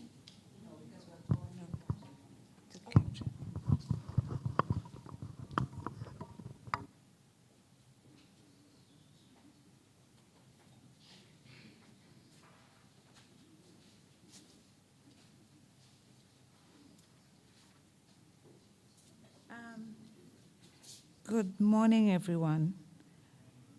I was trying to leave this for the last, but Zoila made a very good point when she said that, we should join the last two speakers. I want to bring to your attention something that someone sent me. It's a news report from a Guyanese newspaper. And I think it's important because we seem to be working in isolation on several aspects of the same thing. And when I listened to the last speaker in particular, where there was arrangements for the Kalinago in Dominica to have settlements and none in St. Vincent, it's at that point that I think we should consider this. Now, the heading of this newspaper article, CARICOM, Chattel Slavery and Indentureship. And somebody's writing, they say, I'm writing to you, the editor, I'm writing to you regarding the communique from the 46th regular meeting of the Conference of Heads of Government of CARICOM in Georgetown, which was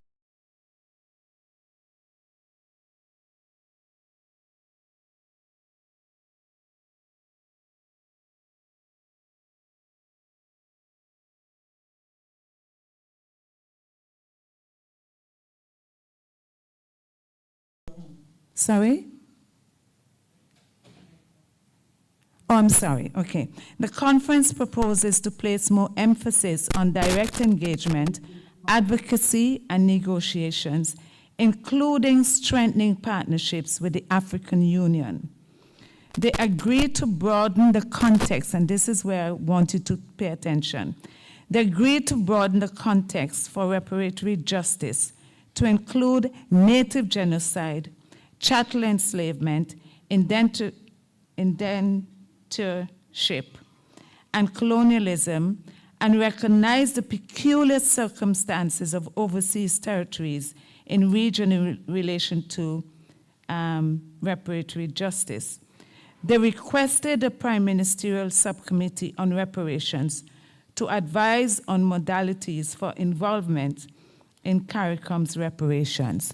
Now, here we are talking about reparatory justice for Garifuna. And we heard from one of the speakers yesterday, hang on a minute, there are Caribs as well.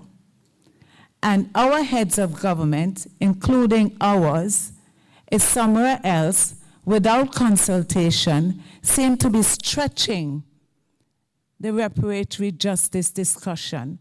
Now, where do we go from here when we talk about networking? How do we network? Especially in St. Vincent, and I agree with you, do we work with governments who have little regard for our rights and will disregard court judgments? And in St. Vincent, we do not have a civil society network. It's not there. So how do we tie these things to ensure that we are cohesive and effective when seeking reparatory justice? How do we do this? Just a comment.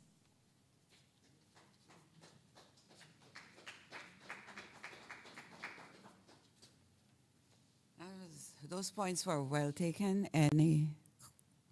If any responses, or just they're on the table for further discussion? If not, they're very good points and very useful, because I think the reparations debate is commencing and has not reached on the ground sufficiently, and therefore all these issues will emerge and beg for discussion at different levels. All right. We have our next speaker, Ms. Zaria Kalist. Zaria, I will introduce her. She will speak on the topic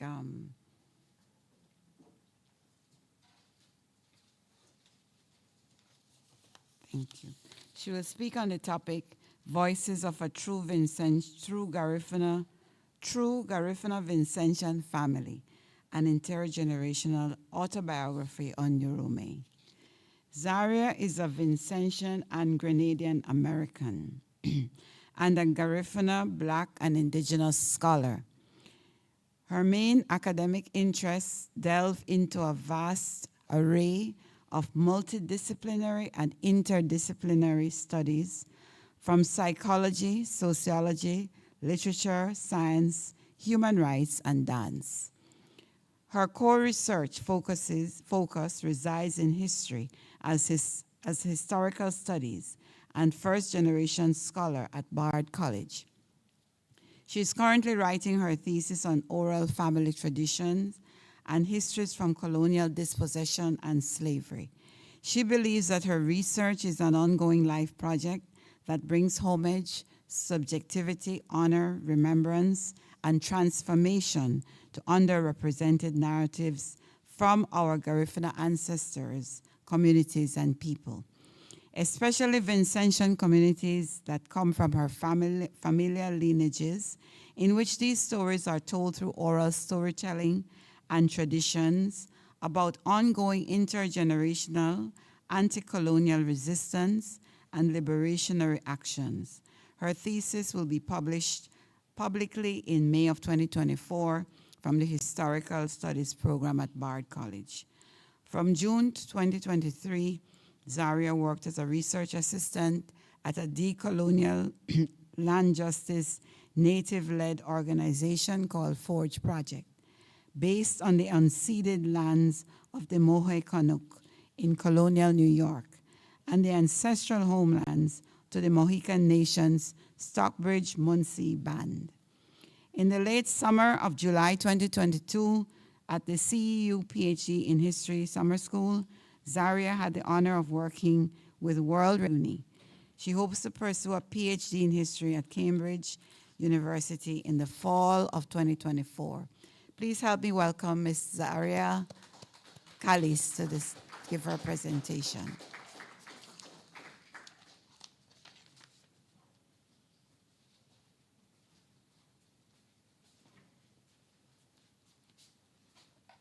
I just need I need to ground myself really quickly. I just need to ground myself really quickly and just take a deep breath.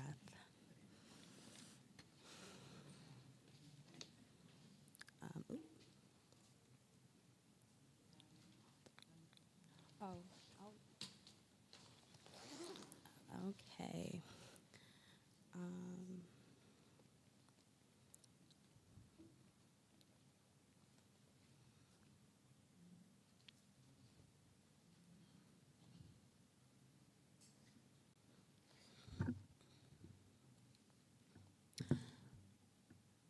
So I don't know if you guys can hear me, but my thesis,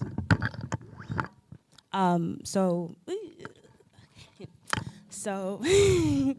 gotta shake it out. Okay. So my thesis is called Voices of a Vincentian Family, Oral Traditional History. And it is a memoir on dispossession, restoration, and transformation from the 17th century to now. And I think that to begin, I will speak about what the most important idea I want to convey in this presentation is, one, based on our conversations these past few days, I think that we have been speaking about legal reparations, international indigenous methods for reparations. And now I'm here to talk about not only personal reparations, but also a continuous fight for collective reparations and liberation for Garifuna people in our diasporic communities from Honduras, Belize, Nicaragua, Guatemala, and for Vincentians here. And to begin, I am going to share that I am here to state a testimony, a personal testimony from my family, an intergenerational testimony from my family who lived in kinship pre-colonially with the Kalango, Arawak, and Garifuna making, and others escaped, enslaved, and self-liberated. If I cry, it's okay. I allow myself to cry.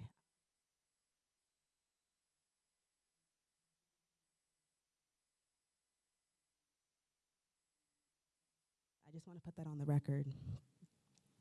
So, so self-determined, enslaved people and free people, and this is a personal testimony to support this life project and the life projects for reparations and the our restorative and liberated past, presents, and futures.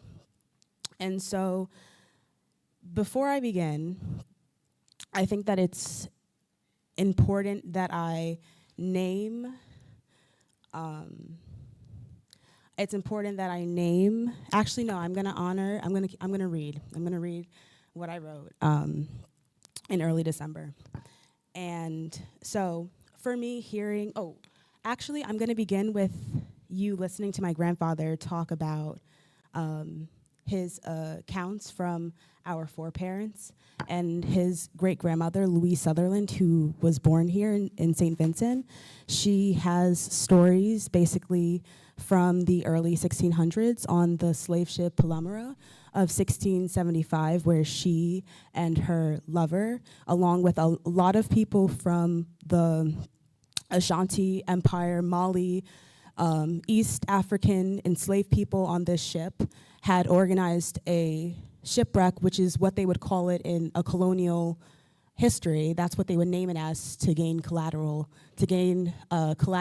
slave money from a slave economy that they were creating, that they had built in their construct. And what my grandfather is attesting to is the fact that it wasn't actually a shipwreck, but it was actually an organized mutiny.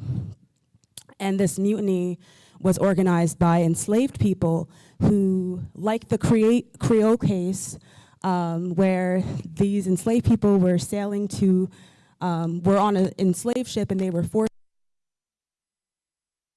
ended up taking over an enslaved ship and leading it to shores. But the different story of this is that it was a mutiny, and my foreparents, and along with other indigenous black people from Africa and free people, enslaved people, had basically capsized a slave ship. And I speak to that with action words because what that means is that these enslaved people on this ship basically tipped a boat over. They tipped a ship over. And I think that that speaks to many dimensions of their termity to really free themselves from the confinements of slavery. And how my grandfather tells this story, he speaks about our ancestors, and he speaks from an ancestral memory with so much love and care, because he, even through the subjugation, the religious indoctrinations that he had to survive, he still honors and remembers that, and he still embodies it today. And I think that that's really important when I'm speaking about ancestral memory, and I'm speaking about historical memory, and I'm speaking about collective memory, because even through colonial subjugation, he still has a free mind. He still has he still considers himself beyond the confinements of what they put him through, and I think that that's extremely powerful. And I think that it speaks to a long history of how defiant Vincentians are, even in their subjugation on this land. And also even in the subjugation and forced displacement of people from Honduras, who were forced to go to Honduras and Belize and Nicaragua and Guatemala. And I think that this is what this testimony speaks to. So I'm gonna share this oral story that was in partnership with this musician named Dean Sharp. In 2023, I'm wearing a keffiyeh, which is from Palestine, because I was in this class called The Belly is a Garden. And I worked with the Palestinian activist named Vivian Sansour, who is brilliant, and she talks about double displacements of indigenous people from Haiti, the history of Haiti and also Palestine, and their coalitions together in fighting for land justice, and fighting for a decolonial future, and fighting for a liberatory future. And so, in collaboration with Dean Sharp, who's a musician at Bard College, he places my grandfather's audio, which I interviewed him back in May of 2022. It was a 3-year project, but this is the audio that I'm using. And Dean Sharp essentially used sounds from, and music, which was also in the making of the Garifuna identity, and the kinship was West African cultures from the Ashanti people, from different types of free and escaped enslaved people from around our equatorial tropical region, coastal region, where these people were able to really build kinship through their shared and exchanges of customs and relations that they had towards each other pre-colonially, pre-Columbus accounts. And so in this music, Dean Sharp basically used sounds and African bells and the dun-dun bird songs from the Ghanaian people, which were people who were also on the slave ship in the 1600s. And so for me, I feel like this, at that time when this project was in collaboration with the Belly is a Garden chorus with Vivian Sansour, and how I used Palestinian gourds, which Palestinian people call yakteens, and yakteens derived from Africa. They were considered gourds from the northern region of Africa. I think that it also speaks to seed memory and land memory, that seeds are even able to journey through the ocean and enter new spaces in the way in which our foreparents before organizing a mutiny, and also our foreparents while on the island of Ululumaine were able to exchange with other indigenous nations around the region.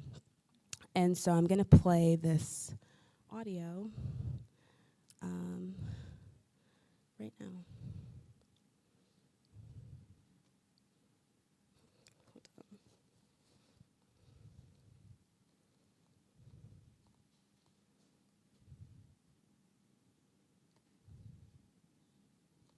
Okay.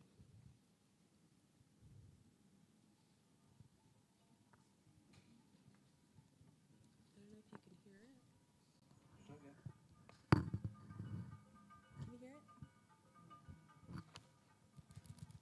Let me. Hold on. Hold on.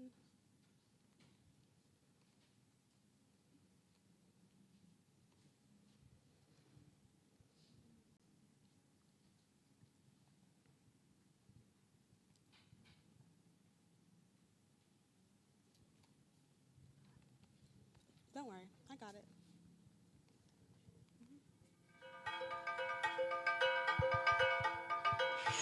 Where the name comes from? In St. Vincent. Mm-hmm. In St. Vincent. Mm-hmm. Because all the black people came from Africa. Mm-hmm. And they never get those names till they get into slavery. Mm-hmm. And the people who used to name them was the British. Mm-hmm. Yeah.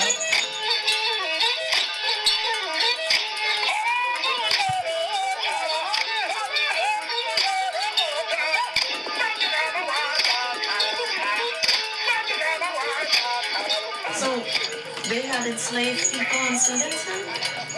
They never had slaves directly to.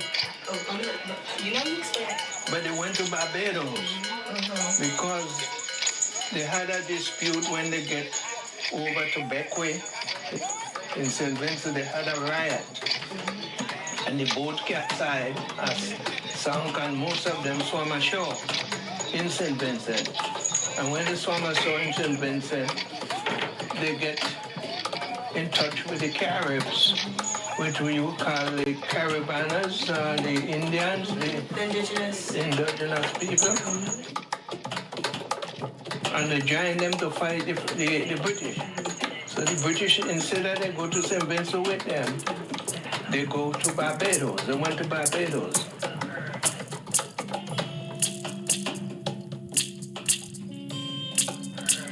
Those who survived, because many of our foreparents died in Bequia Passage too.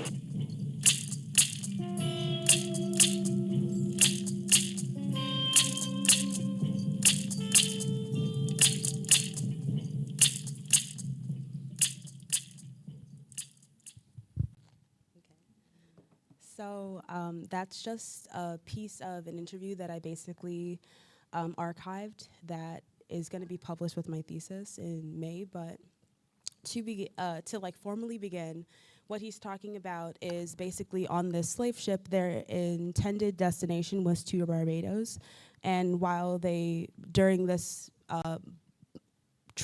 colonial history that's being written, it was labeled as a shipwreck, but in fact it was a mutiny, and it was enslaved people taking back their autonomy to resist their oppressors. And he's also speaking about, a lot of ethnic tropes that exist and for how Kalango and Arawak and Garifuna people were labeled as Caribs because of it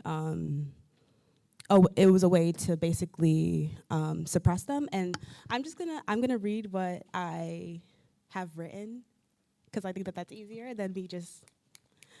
So basically, as I was interviewing my grandfather on his experience living here, and also he left before this country gained independence, so his memory is from his point of exit while the Vincentians were still under British occupation. And I think that's really important to note, is that he was also displaced and he had to come here. He had to come to the United States. And so there are many modes of timelines that he's talking about. He's talking about a timeline of leaving his ancestral homelands. He's talking about a timeline of an ancestral memory from his foreparents who were on this slave ship. He's talking about a timeline of colonial dispossession and also anti-colonial kinship that was taking place before inland colonial slave labor was produced here. And so for me to hear a revolutionary story that gives homage to our family's dispossessed and suppressed intergenerational oral history, it's a passed down primary account that gives homage to traditional oral storytelling, a true story that gives homage to generations of active resistance and restoration on sea and on land. And I state that because I think that how a traditional slave history is usually written is in the purview of a Western dominant perspective where it's very stagnant and it's very top down, and it basically strips people who were on these ships of their humanity. It strips them of their subjectivity. It strips them of their ability to think or be and exist. And it basically labels them as objects for the pursuits of labor and for the pursuits of capital and for the pursuits of generational wealth. And which is completely wrong, and I think that that's unethical, and I think that it should not be allowed. I think that reparations should be given to those who had to deal with this intergenerational trauma and intergenerational resistance from our oppressors. And so this is a story that I must tell and share with the world, and this is a story that I have to tell. I'm happy that I'm here to share it today. And I have to share it because even from Garifuna communities and even from our other indigenous communities on their tribal lands, I haven't heard an oral story like this. And I think that it's really important that we are in communication with the people in our families, if they exist, or in our diasporic communities, our diasporic indigenous communities, for them to account on many scales and levels of forced dispossession. And so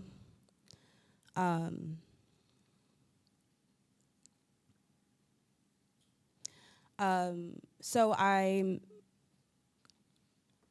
sorry.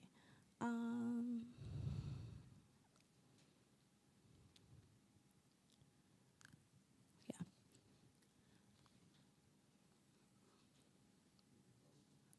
Yeah, I'll keep talking. So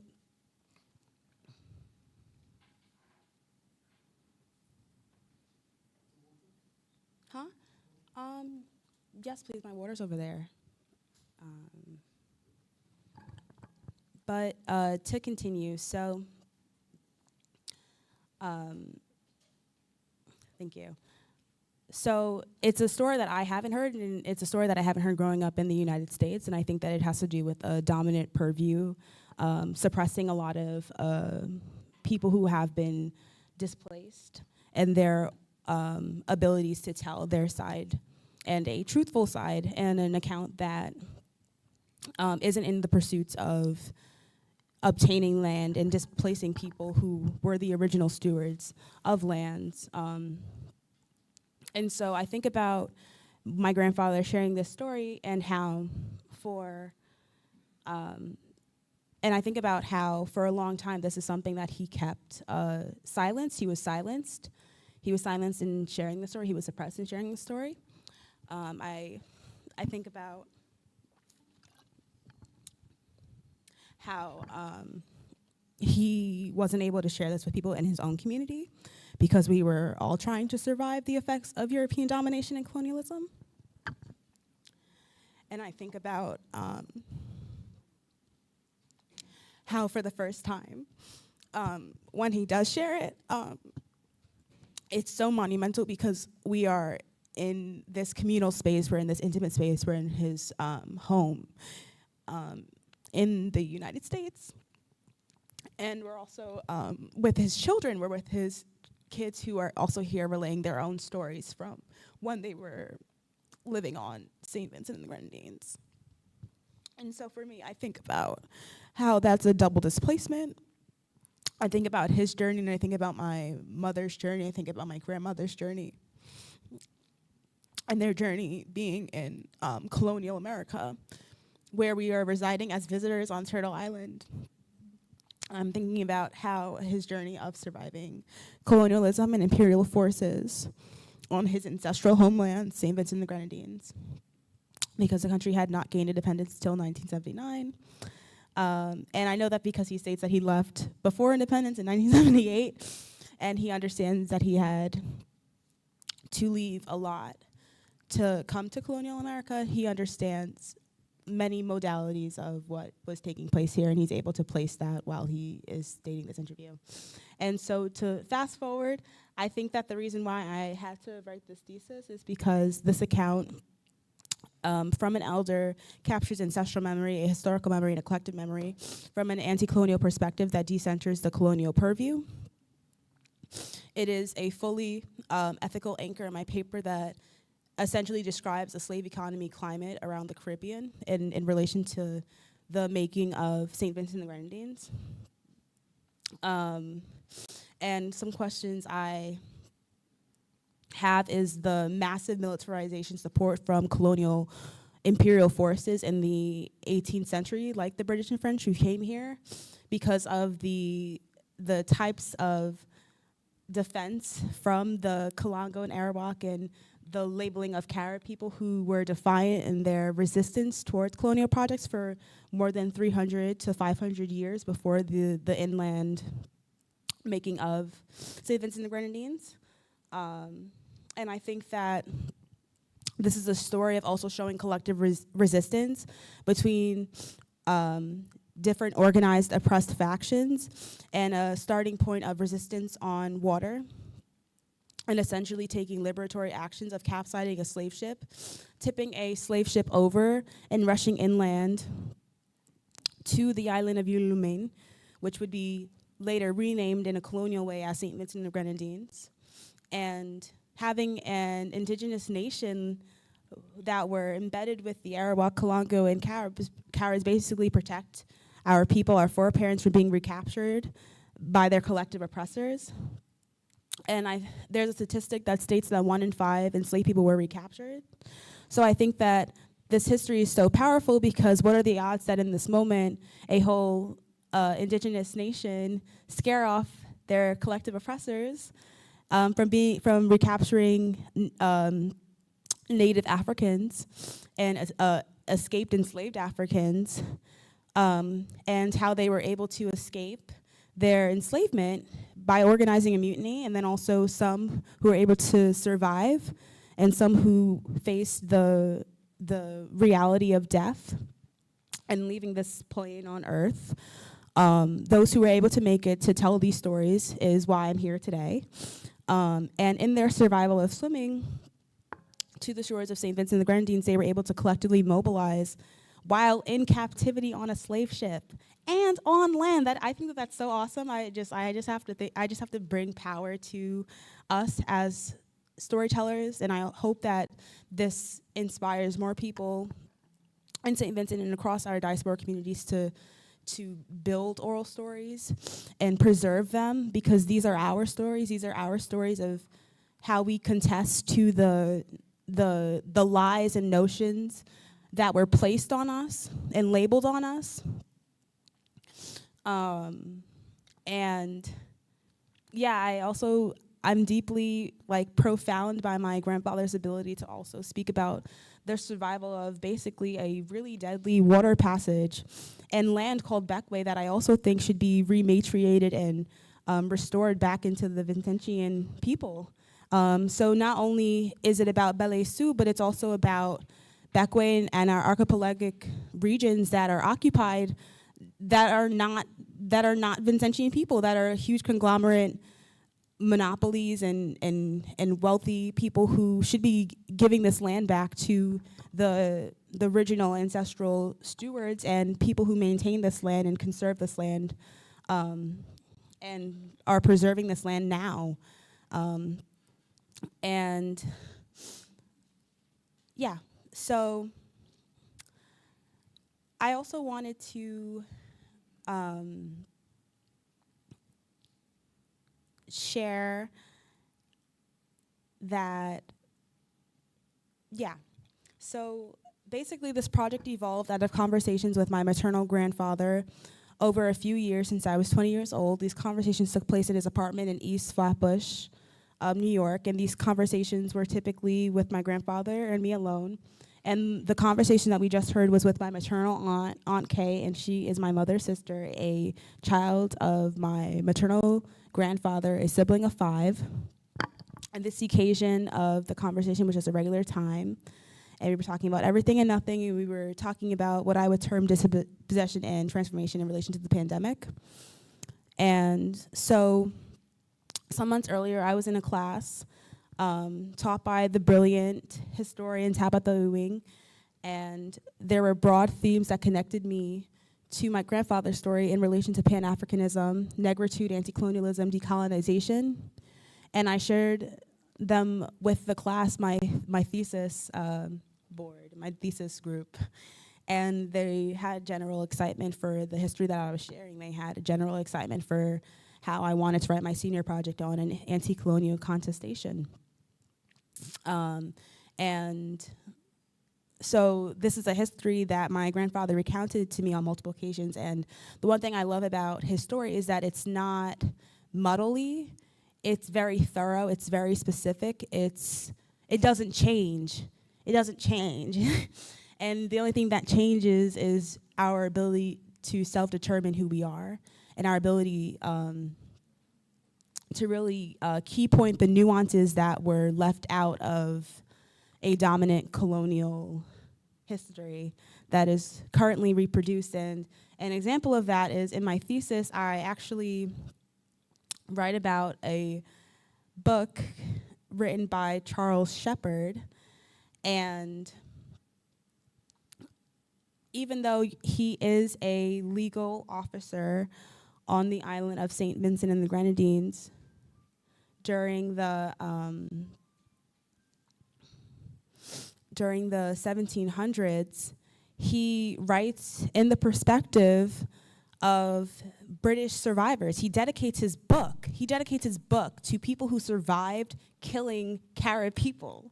That's like, he literally, it's in his foreword, it's in the advertisement first page of his novel, and I think that that's like heartbreaking for me. Like, it's been really hard to deal with his work because it's reproducing a narrative of violence, and it's reproducing a narrative of how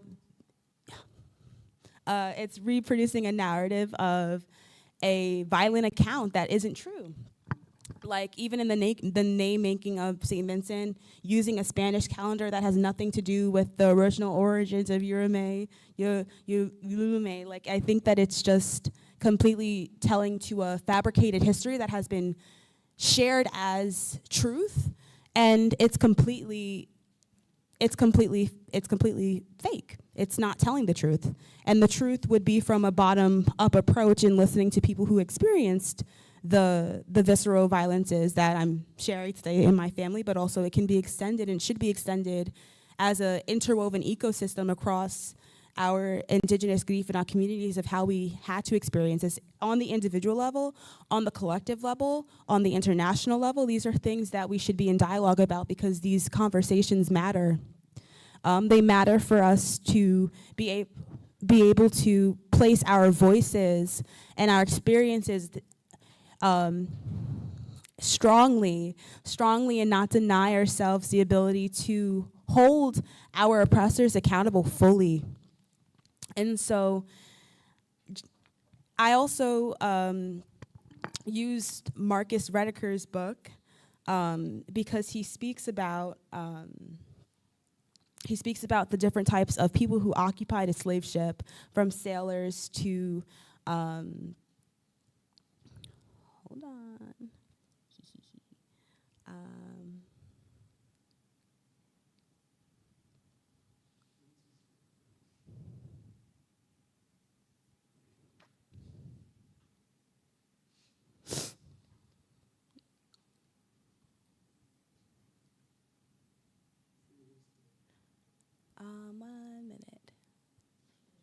captains, cooks, first maids, wet nurses. And I also love that Sawanda Mustaqim, who writes about, basically she gives enslaved people their humanism back. She gives them their autonomy back in writing about these horrible, oppressed, confined spaces.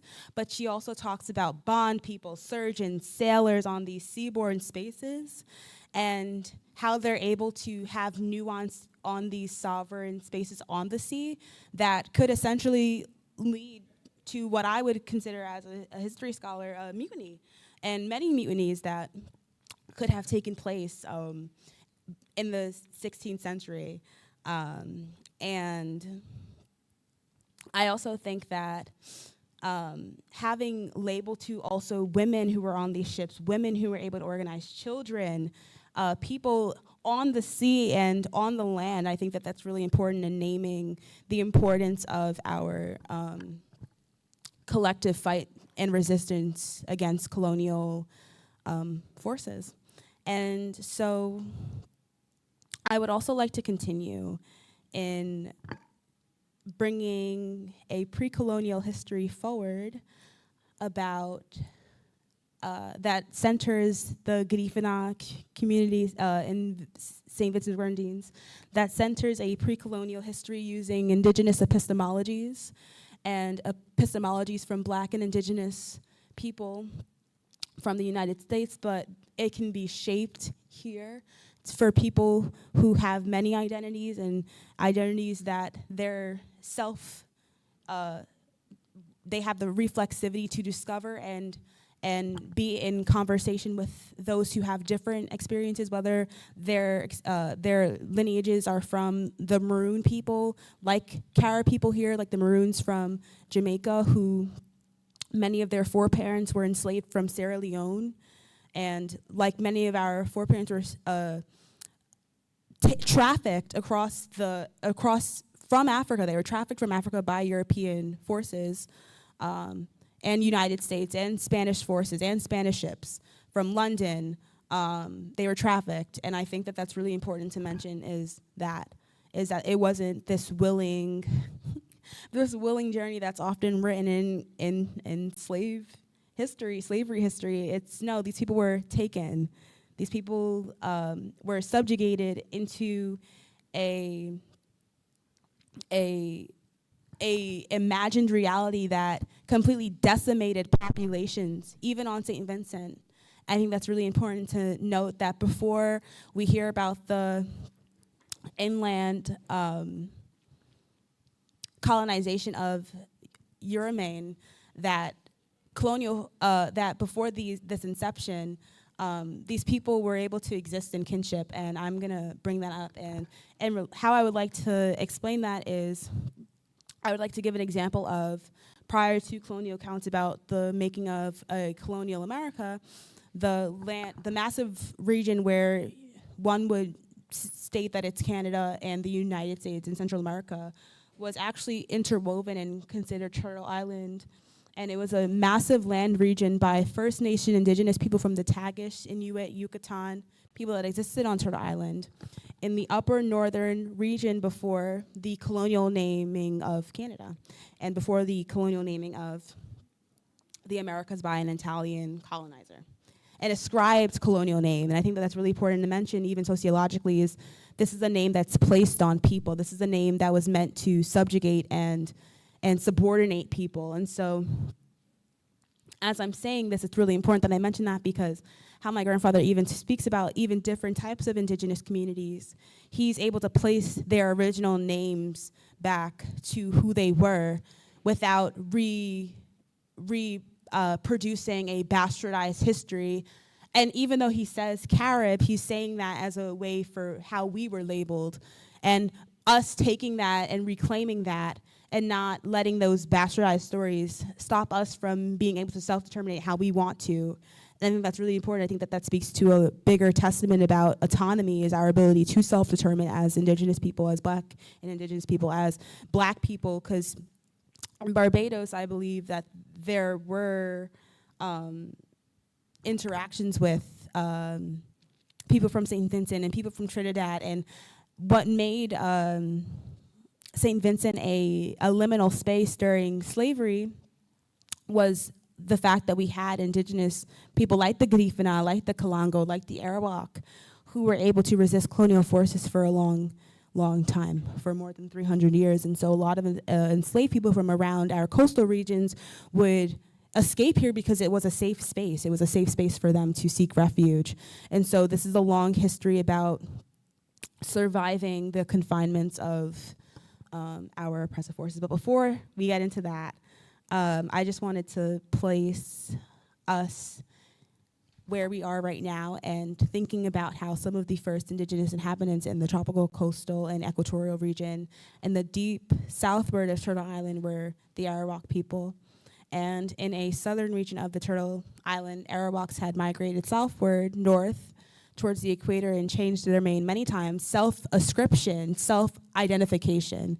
And I think that's the big difference when we're talking about colonialism. Is it's not from the self, it's from people labeling you this, people confining you to this. And I think that when we are able to place action words on ourselves and how we're able to self-liberate versus someone ascribing us to these terms to divide and conquer us and subjugate us, it's really important that we note that, because this is a story about self-ascription from people who wanted to change and self-identify rather than it being imposed and forced onto them.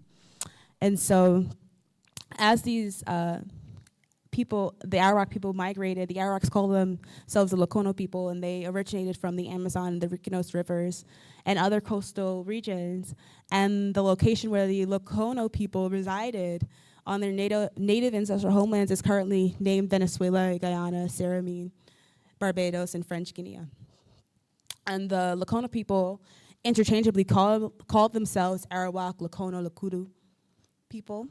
And the native inhabitants in the coastal region, the coastal tropical equatorial region, like Yulumain, which is what our land was called before St. Vincent and the Grenadines, and the different groups that originally derived from this Arawakian group as they migrated and dispersed across the equatorial coast, tropical regions that would later be ascribed with the colonial name Caribbean by the infamous Christopher Columbus.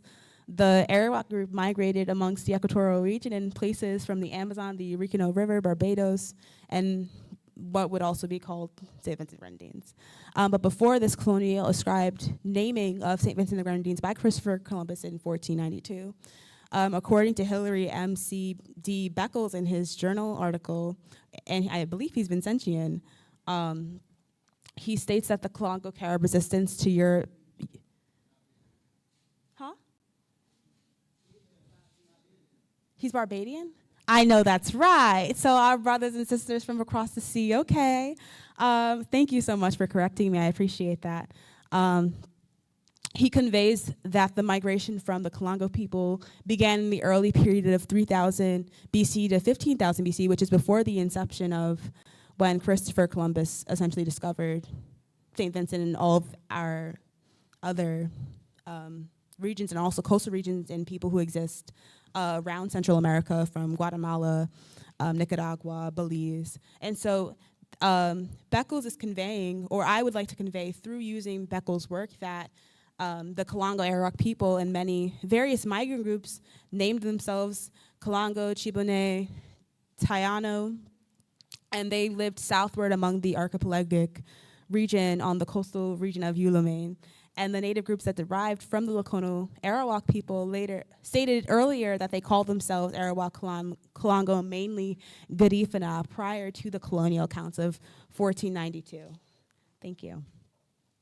And so I think that I just want to reiterate that so southward amongst our archipelagic region, on the coastal region of Yulumain, which is what Garifuna people, who self-determined that and were escaped enslaved people, but also mixed with Kalango Carib, which was what they were labeled as. There are accounts that state that these native groups that derived originally from the Lokono Arawak people stated earlier that they called themselves Arawak Kalango and mainly Garifuna in the island of Yulumain.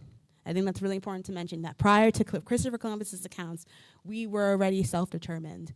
I think that's really important because these narratives tend to shift and get suppressed by these dominant colonial powers that I think we should decenter when we're writing our history, and it should be from a bottom-up approach on us being in relation to each other. And so, to reiterate, prior to Spanish and British and French colonization on the island of St. Vincent and the Grenadines, the island nation was named Jermaine, Ululamain, and or Harona by native inhabitants. And the native inhabitants called themselves Kalina in the early, 1000 BCE period.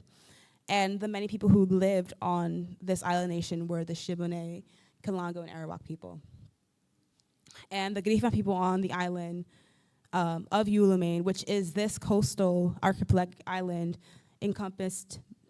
were encompassed by many rivers, seas, volcanoes, and mountains. And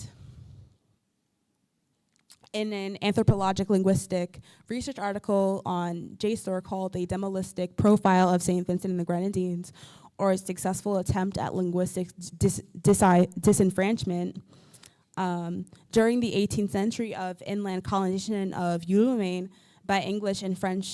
by first English settlers and then French settlers, the indigenous people from Africa who were enslaved had escaped the confinements of slavery and Ululamain, which is a story that my grandfather is telling. My grandfather is telling a story of how we escaped the confinements of slavery around Ululamain. And I think that this is also many stories from the United States, the Creole case, but also around our Caribbean region, even the confinements inland, Haiti's, the Haitian Revolution. Like our brothers and sisters were doing the same thing in different time periods, but we were doing it very early. We were doing it extremely early because we were resisting inland colonial forces from reaching us for many years, and our country was a safe space for a lot of escaped enslaved people to seek refuge here because of the confinements that they were under, the more brutal confinements that had reached inland before they had reached us.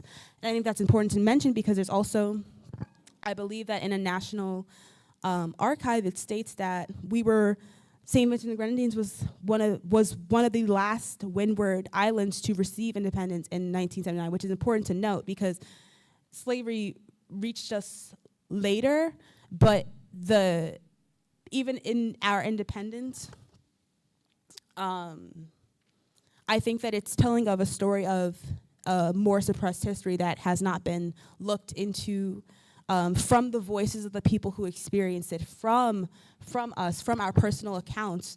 And I think that we keep censoring a dominant perspective, and we need to be censoring our voices. We need to be censoring our experiences and being in conversation with the people that we're in community with, that live here, that live internationally, that live in our diaspora communities. We should be in conversation, and we should be having these dialogues, but also we should be also taking action and not just having these diasporic dialogues. And so, to continue,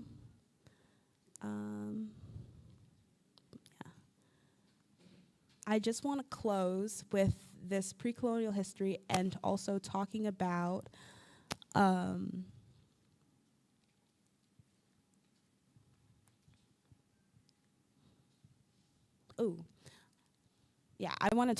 just want to close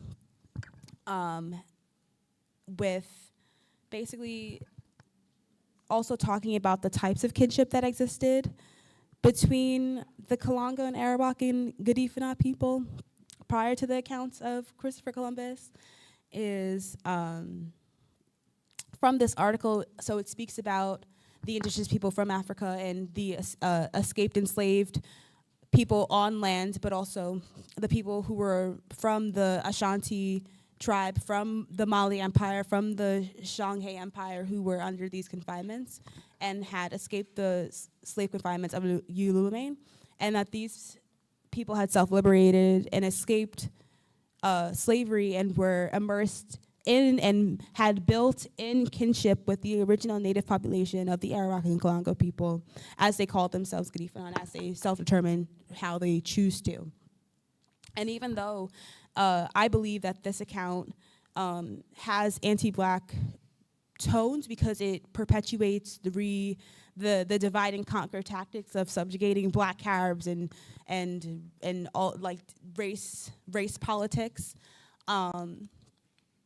I think that it does question if the Columbus account was ever reliable, and I think that that's something that we should consider, because I think that how Christopher Columbus narratives are written is for the pursuits of a certain agenda, a colonial agenda, and a colonial agenda to push fabricated stories rather than true stories in the hands of the people who experienced it firsthand and intergenerationally.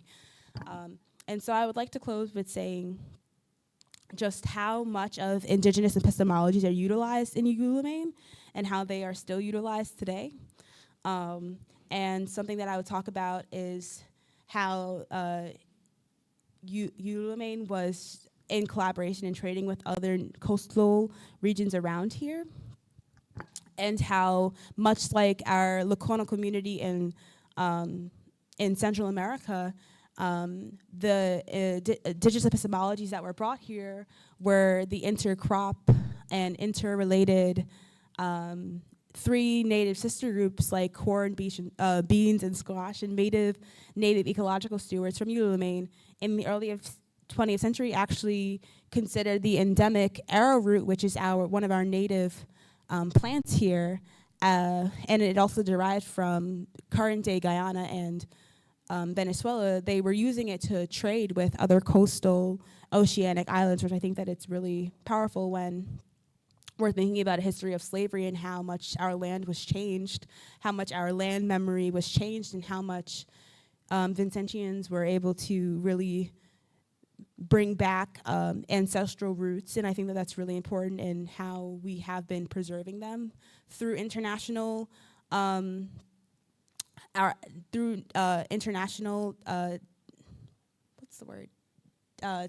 tips, I guess, and practices. But I also am thinking about how there was a deep immersion of cultures from a vast array of people who lived within the tropical region and other coastal regions from Africa, and how in the making of, as I mentioned in the Rwandans, many native stewards like the Arabak, Kalango, and Garifuna people had been immersed with each other with a diverse array of their original cultures, customs, and languages. And many people from Africa, especially the Ashanti group from Ghana, had taught native Kalango people in Ulumane traditional artistic crafts practices from the western region of Africa, from drum making traditions, and the Ashanti tribe to diverse harmonies, exchanges, and shared through music, foods, and dances, which is from the Garifuna indigenous people of St. Vincent. That's a citation, but I want to state that because it's us writing about this, and I think that's really important to just affirm in our existence. But also, the Kalanga people of Ulumane had taught the people from Western and the central region of Africa, and the Eastern region too, who they taught them how to navigate and embrace the resilience of the ocean and the roots of tropical seafaring landscape with the inland native communities and the inter-communities that surrounded the archipelago coastal region that was called Ulumane. And there was a deep cultural immersion in understanding each other and growing in difference and relating in difference, relating in our kinship, relating in difference, but also towards a similar enriching exchange of personhood, individualhood, and collectivehood in our inter-community connections that I hope can exist for many lifetimes. And to close with the addition of fighting the inbred confinements of colonialism and slavery inland and on water that permeated Ulumane in the trans-colonial Atlantic region is what essentially led to our these oppressive confinements from our oppressors essentially led to that being suppressed. The ecological, social, economic exchanges that took place between our interconnected, diverse inland communities and international communities, it was suppressed by these people. And I think that it's really important to highlight this ancestral memory, this historical memory of indigenous people from Kalango, Arawak, Turtle Island, enslaved stories from the Creole case, enslaved people who self-liberated themselves, the Haitian Revolution, our brothers and sisters, to understand how our stories can get rewritten if it's not in our purview, if we're not taking control of them, if we're not taking more concrete actions for our liberation. So I'm closing with that.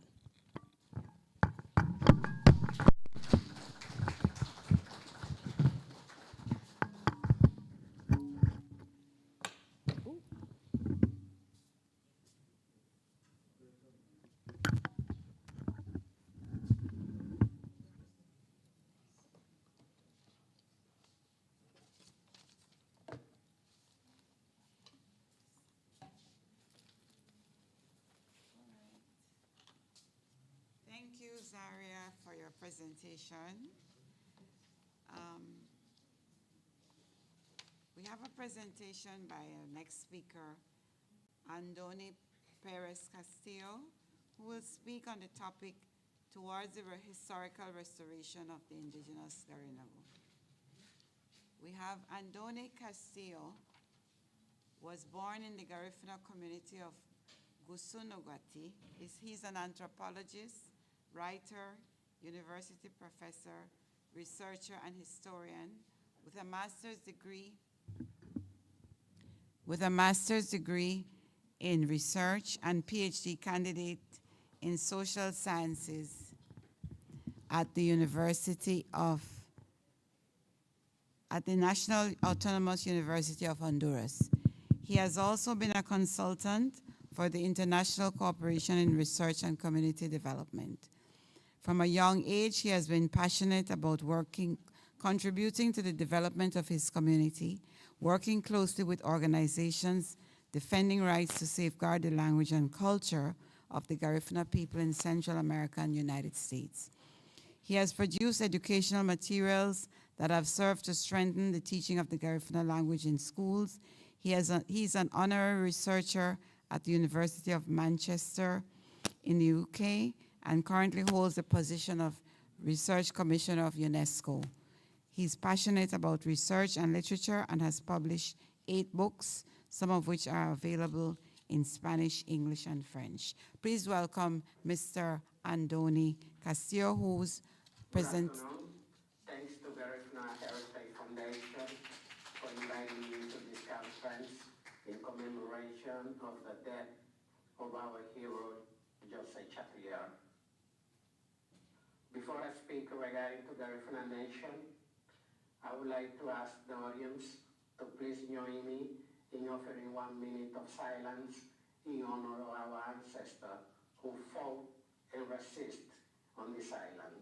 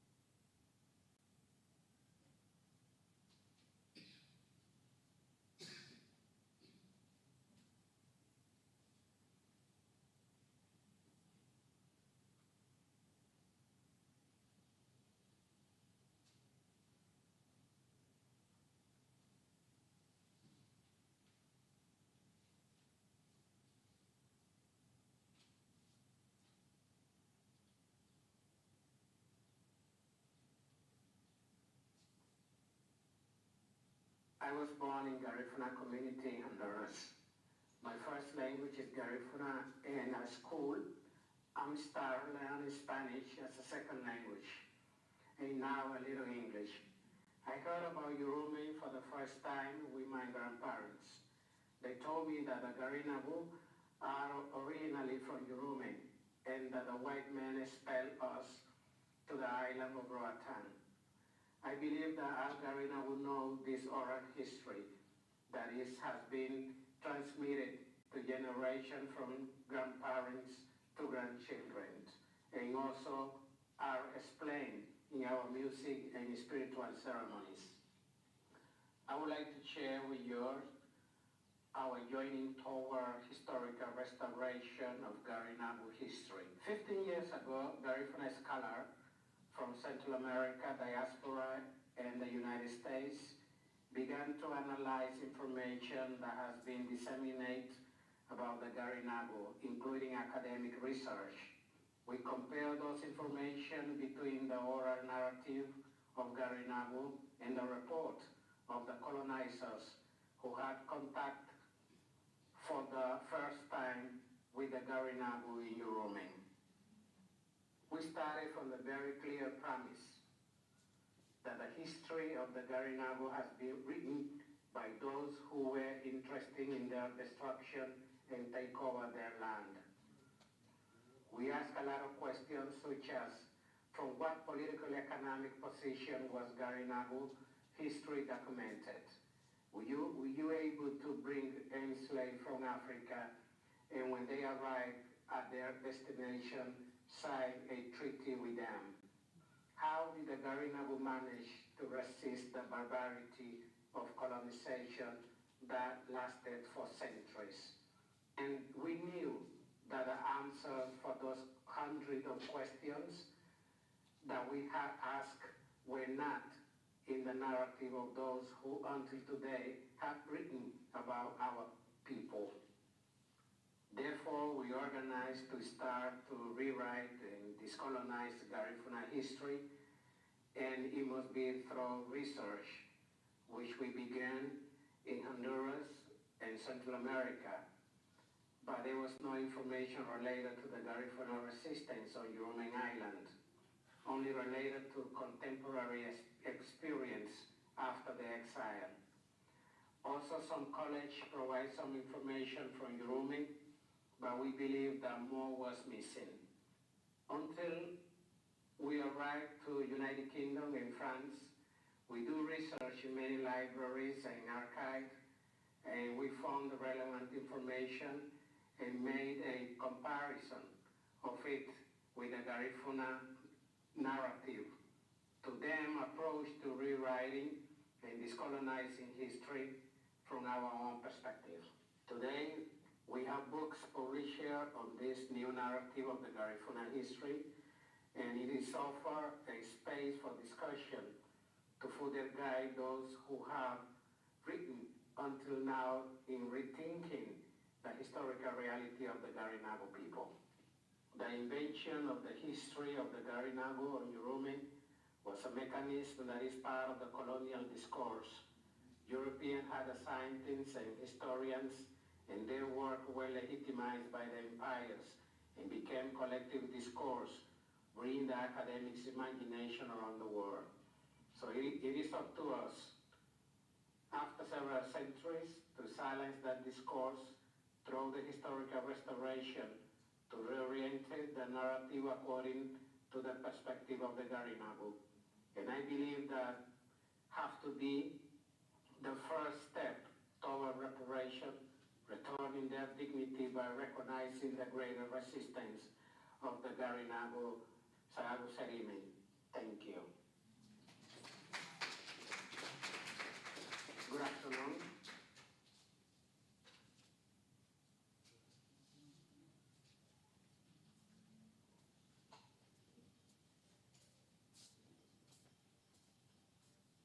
Following, that was Brother Andoni Perez.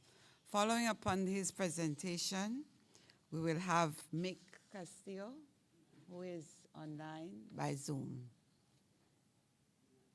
Mick Castillo.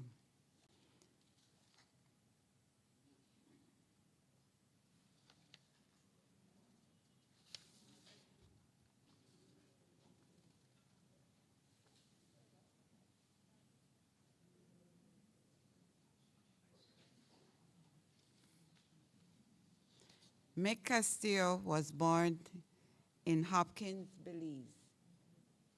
Is he online? Oh, okay. He was online this morning, so before we move on to the next segment, any questions for the presenters so far? We have Ms. Calise we have Mr. Perez Castillo. Any comments before we move on to the other segment? I like to make a comment there in the sense that we are the people now talking about post-colonial construction. And volcano that Columbus come and generate it create a whole set of different. I go say it create the I go say Columbus come like a volcanic rupture and distort our people culture we are living and engineer different people, European and African and different people. So we in this dispensation, we have to look in terms of redefining ourselves. We can't look at them people and say, you're a European, I go chop you up. You're an African, you ain't come here, you ain't come here, Miss Carib. We have to find a way to fuse everything into one and define ourselves as an Afro-Garinago volcanic people, because I don't think we could go back to the past and correct. In the past, kill out all the white people. We have to talk about post-colonial construction and building a new civilization from the ashes with Columbus volcanic rupture evolving with society. So I looking at a new message in the sense of a post-colonial construction, and we have Vincent and we define ourselves, and the Caribbean people define themselves as CLR James say.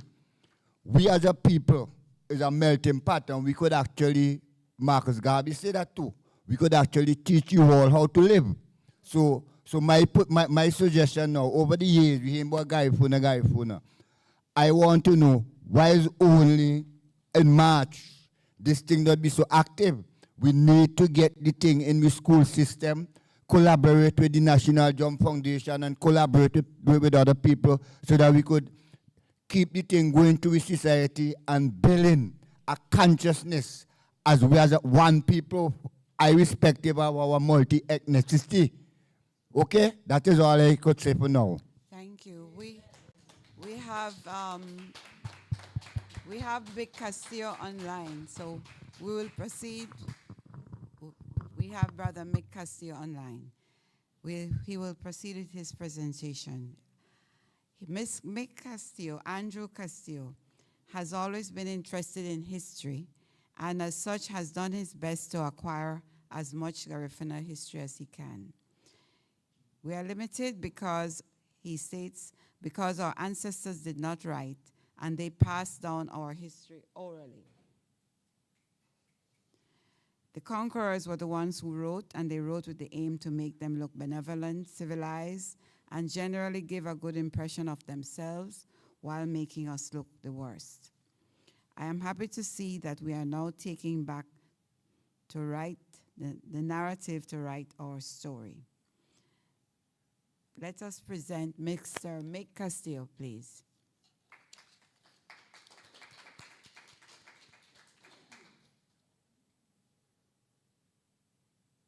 Mr. Mick Castillo, you're online.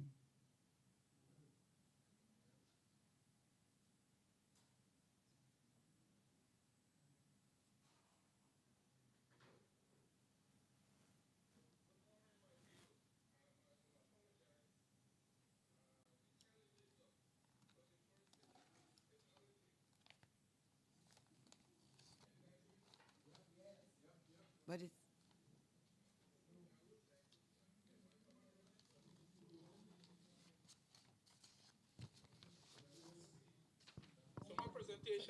my presentation today is a speech that I delivered on November 19th, 2023, which was the bicentennial of the arrival of the largest Garifuna migration to the shores of Belize.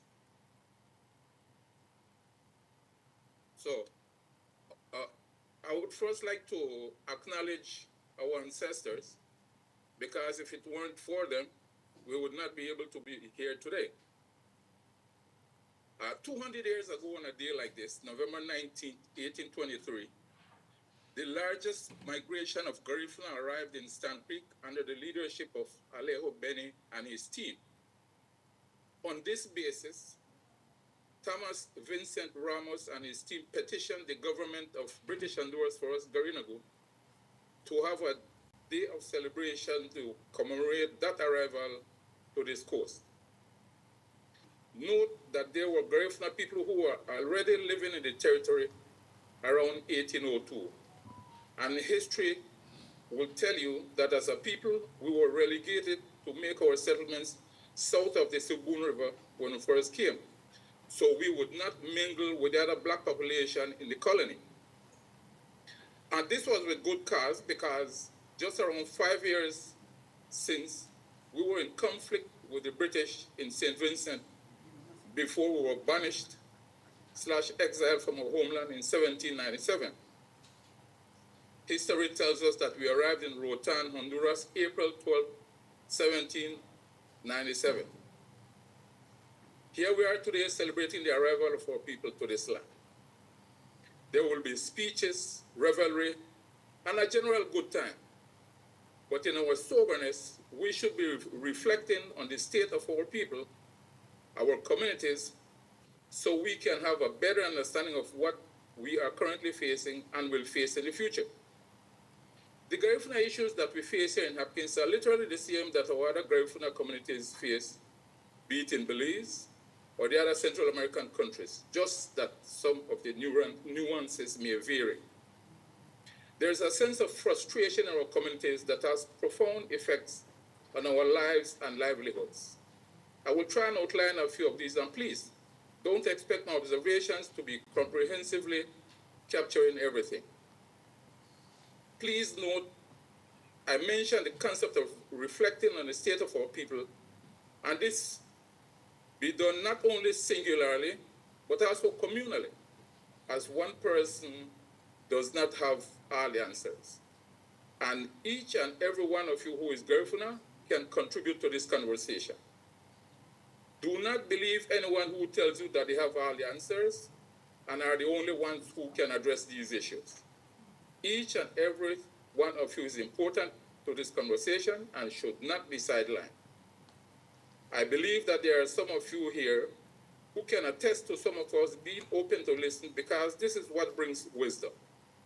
We have to teach and learn from one another, as we are Garifuna first and foremost, and do not need higher education to be one.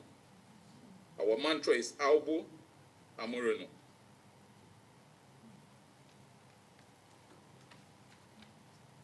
Wisdom is passed through the pipeline of the presence of the adult, the youth, and the younger kids. I am saying this because there's a new leadership that has to be developed. While it may not seem urgent to others, there's some urgency to it, because we are literally at a crossroad.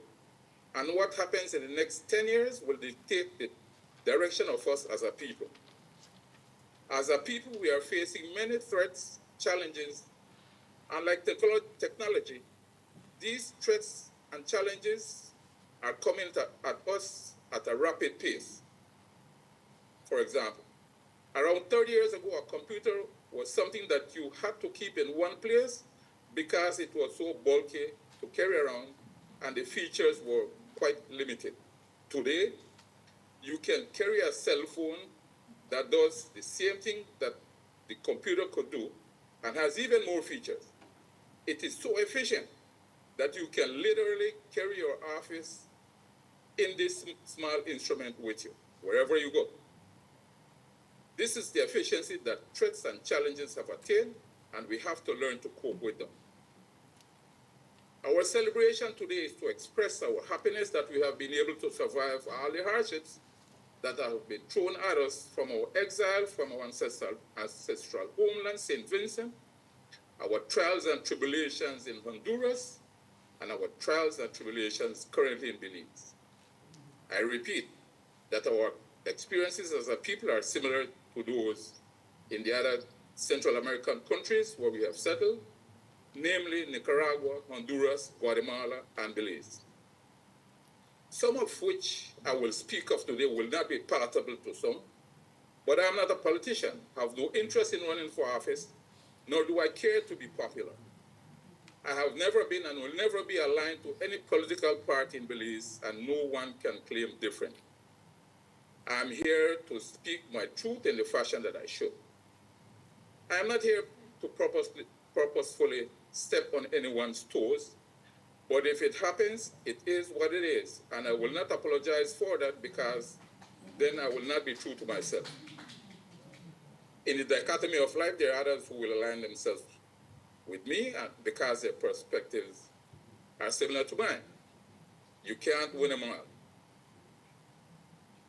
We have to engage our youths to lead us eventually and improve their ability to cope with these threats and challenges so we can survive as a people, retain our culture, and be able to occupy these same spaces that our ancestors prepared for us. To our youths in the village, you should know that each and every one of you is a leader. And that does not mean that you have to be the face of the movement. We should be standing tall and let everyone know that we are not children of a lesser God and deserve to be treated equally and equitably. By standing up for and behind the face of the community, you are in fact a leader and are showing example to others. Just remember, there's a whole wide world out there, and you should look beyond what you can physically see. Recognize that there are indigenous peoples all over the world, and their experiences are similar to ours. Some of these indigenous peoples have overcome some of the challenges, and you can learn what they did and how they did it, thereby be able to apply to our current circumstances. Explore the history of these people and you will find that you're able to relate to some of their experiences. Knowing this can often be an inspiration for hope, as you are aware that there are others who are experiencing the same thing, so that you will not feel that you are alone and isolated. Use the available technology to learn more about more than what is presented in the classroom. There is no limit to learning, and there is a joy in learning new things. I will also encourage you to volunteer. There is so much that one can learn from volunteering, as it enables you to interact with others, thereby gaining new perspectives on so many facets of life. As a personal experience, as a result of volunteering, I have been able to travel through all these Central American countries, been to Grand Cayman, and I've had some significant experiences in each of these countries. It is not sufficient to be in the room when volunteering. Get involved, contribute to the conversation, and you will be surprised how receptive people will be to your contribution. This is especially so when it relates to Garifuna. You know Garifuna, Garifuna Duo, because we live it every day. So do not be afraid to contribute your thoughts on that in any forum. You are Garifuna, Garifuna for life, Garifuna pride. Take advantage of as many opportunities as you can to improve your outlook in life and of Garifuna. There are free trainings that take place here in Hopkins in various subject areas, including tourism, use of technology, customer service, etc. If you are not doing anything productive when these training sessions take place, sacrifice some time and attend, as there will come a time that you will use that particular training. Hell, it is often a good way to get a free meal, but you will also learn something in the process. You can use some of what you learned to create a business or improve the one that you currently have or are working in. Knowledge is power. Remember that there are a lot of opportunities here in Hopkins, but you have to dedicate time to seek them out and apply yourself. If you are in a business, you can learn that the other people who are in the same business can be partners rather than competition. It is often counterproductive when you treat others as enemy rather than a partner. There is enough money in the tourism dollar that can enable you all to be successful. It is just a matter of learning how to cut the tourism pie so all can benefit. Albo, Amorino. The availability of new technologies can be advantageous to create and or improve your businesses. These technologies can be used for a variety of purposes that can effectively improve your chance at success. Social media is a good way to reach out to the world and to let the people know who and what you are.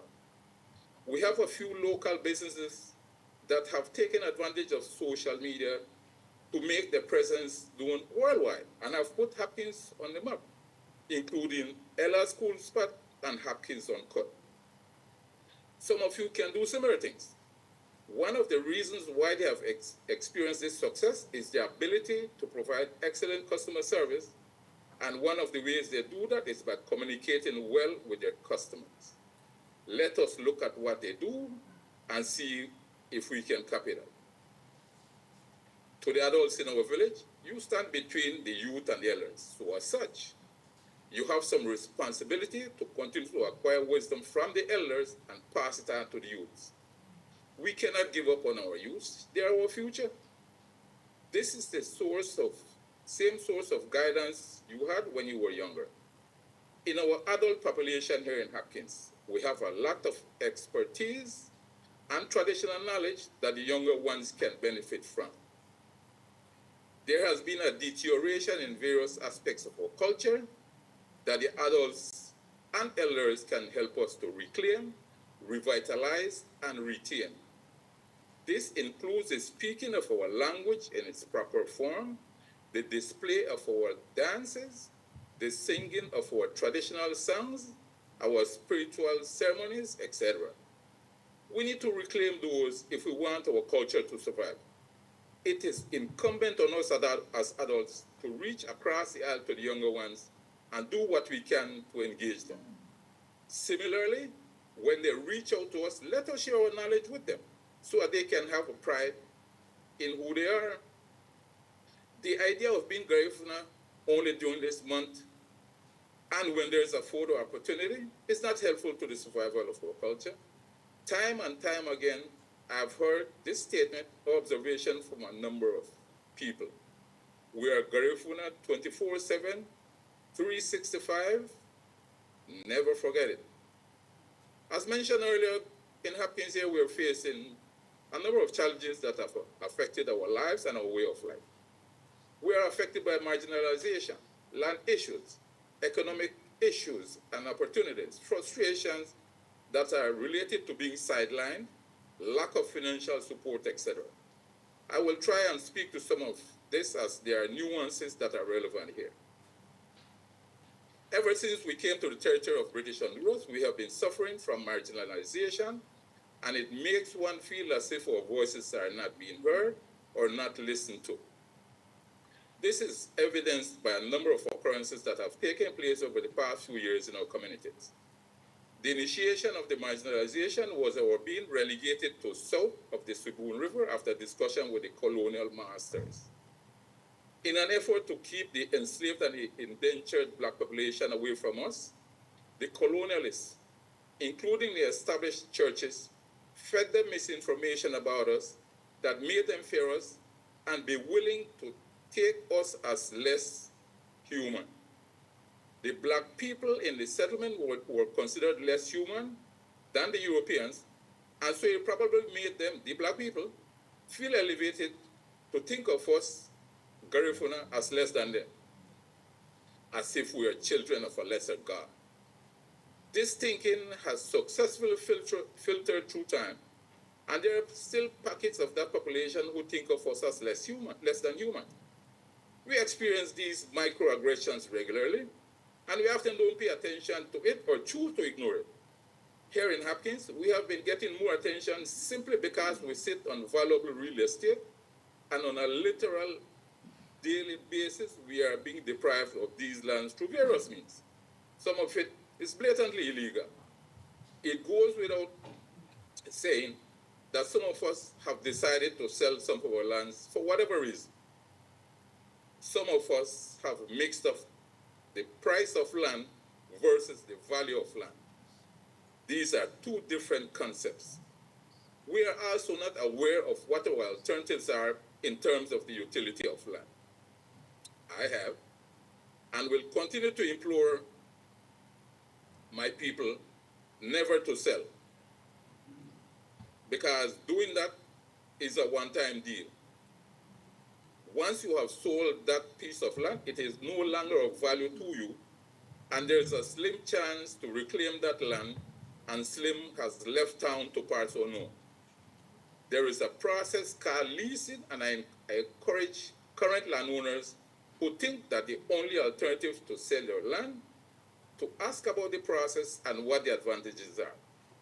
Anyone who encourages you to sell your land does not mean good for you, and it doesn't matter how pretty the story is that they weave. Along this same vein, we have been trying for a few years to get some declaration from the government on some lands that have been in contention, and this has been a problem from one administration to the other, as information has been difficult to come by.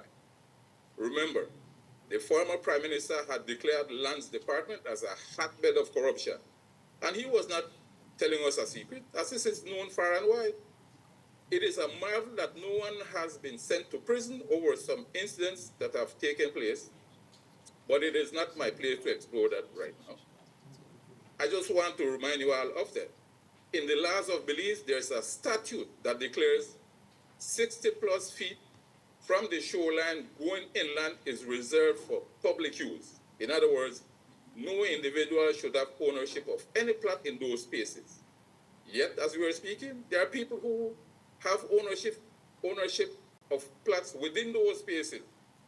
In the mildest of terms, one has to acknowledge that some criminal activity has taken place for someone to own those properties because it is against the laws of Belize. No one can lay claim to these properties unless there's a collusion within the Lands Department, and claiming that it is not known that this is within public space can be considered a blatant lie. This was done for a hustle at the expense of the general public. And this does not only affect us as Garifuna in Hopkins. The only difference is that we are faced with this on a daily basis. So where do we go from here? Recently, there was an issue in the north end of Hopkins, an area known as Hawaii because of its beautiful beaches and its historical importance to us as a community. Heading to that area is a part of a mangrove forest that has been crucial for Hopkins for a variety of reasons. Some residents protested because there was no consultation with the village council in this regard, and mangroves were being cleared. There is a mangrove regulation stating that before clearing mangroves, a permit has to be issued by the government. And one would expect that the local village council would be consulted. These mangroves were being cleared without a permit. So the laws were already broken. It is illegal to clear mangroves without a permit. The police were called to the protest, and the first thing that the police did was literally verbally attack the residents, those who were protesting. This may not be popular, but I don't blame the local police because that is what they were ordered to do. I will lay blame on the police command. If the residents are stating that there's an issue, then an investigation should be centered around the concerns of the villagers. In fact, one resident was threatened with arrest because he uttered a curse word. That blows my mind. But it is typical because that is what the state does. They try to intimidate people who are protesting into silence by threats of violence and loss of freedom. If you read the history, that has always been the case, especially in marginalized areas. To use the security forces to defend the desires of the moneyed people and disregard the rights of the marginalized. This is where there's a clash with the rights of the people and the selfish greed of the investors. Economic interest versus human rights, because land rights are human rights. You do not have to go far to see another example of that. Look at our other Central American countries. Oligarchy is on the march, and that does not bode well for the poor and the marginalized. For the immigrants who own businesses on the beach here in Hopkins, I have met some of you who are very nice people. I have great respect and welcome you in our midst. But there are some of you immigrants who are just horrible people. And I venture to say that some of you are blatantly racist. Just remember that the laws of Belize have no exemptions for immigrants, so it behooves you to remember that the beach from the shoreline to the easternmost peg is public property. You're putting signs, furniture, or structures there is offensive, so it should not surprise you that we will demand that you either accommodate the general public or remove those signs and furniture from those spaces. There is a conflict between private and public interests where there should be no structures on public spaces as guaranteed by the laws of Belize. Make no bones about it. For a structure to be there, a criminal act has taken place. Note also that on both ends of the village, access to the beach has been restricted because of the actions of private owners. I have seen advertisements stating private beach ownership in Hopkins. This goes against the laws of the country of Belize, but this has festered because big money players and their cohorts think that they are above the law. I will repeat that in case you did not hear for the first time, they believe that they are above the law. We need to pay attention to these coast-on-coast little things because our rights are being eroded a little piece at a time and in front of our eyes. And this is with collusion of the establishment. Understand that these laws are constructed against the marginalized to the benefit of the investor. We have to educate ourselves so that we can use the same system to our benefit and not mire ourselves with fighting the partisan political battles. Our politics should be Garifuna rather than partisan politics if you have interest in the progression of your people, the preservation and the retention of our culture and our way of life. This fight, and you can call it no other way, is not blue versus red or vice versa. This is a fight for us together as one Garifuna for common good. At the end of the day, as a communal people, our mantra is Aubu Amurunu, which is me for you and you for me. We have one another back. Before the oppressors came, that was the way we lived. Before partisan politics came, that was the way we lived. We were progressive. Before religion came, that was the way we lived. These concepts end up dividing us as a people. And while we continue to fight against each other, guess what the oppressor is doing? Getting fat, increasing his waist size, and having deeper pockets. We have to be honest and say that some of us are not smart enough to appreciate that, and no time should be wasted trying to change that person or those persons' mentality. We have to be careful of those in our midst who may look like and talk like us, but they are in fact looking after their own best personal interest to the detriment of the community. And that is because of the greed for mammon. They will sell out their heritage for their own personal benefit. With regard to economic benefit, our local Garifuna have gotten the short end of the stick. If you listen to the stories told by those who were living here consistently in the 80s, these resorts here were literally lifted from the ground by the locals as they staffed those resorts and kept them running. Slowly but surely. They have been displaced from employment in these businesses, and this is not by chance or coincidence. This has been a deliberate act by the management in these places. These profiteers have decided that they would not pay the locals the proper wages to be employed there, and they have deliberately created environments where they can get rid of these employees and recruit others from outside our community. I will stand here and tell you that the establishment has not been of help. In fact, they have been derelict in their duty to look after the rights of the local labor force. In conclusion, I want to reassure my people that all is not lost. There is much to be thankful for.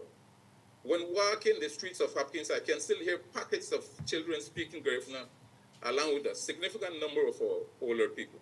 That is encouraging. There are also so many of us who have previously lost touch with ourselves, but are now re-immersing ourselves in the culture.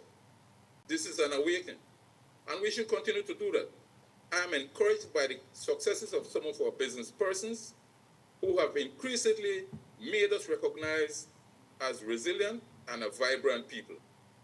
I am encouraged by our young leaders who have stepped up and voiced their concerns and have taken action and continue to take action to ensure preservation and the retention of our rights as citizens of Belize.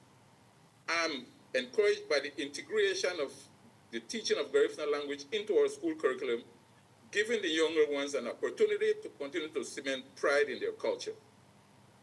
We have a long way to go, but every journey begins with the first step. So as we celebrate today, hold your heads up high and know that we are not just a curious display for others, but that we are a people who have contributed significantly to the fabric of Belizean society. Continue to be proud of who you are, of your ancestry, and of your achievements. And like what Joseph Culture Hill says, we there still, Laulira Nigger.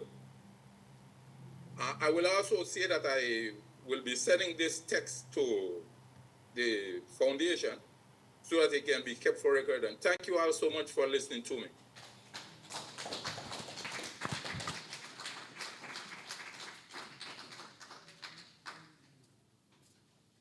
Thank you very much, Mick. That was live and direct from Hopkins, Belize, giving the details of the local situation in a Garifuna community of Belize. We have Mick online, so later on in the question session, if there are any questions for Mick, he will be online. Thank you very much, Mick. We have Dr. Adrian Fraser, whose presentation now follows. His bio will be read, Dr. Fraser. We have a bio by, I'm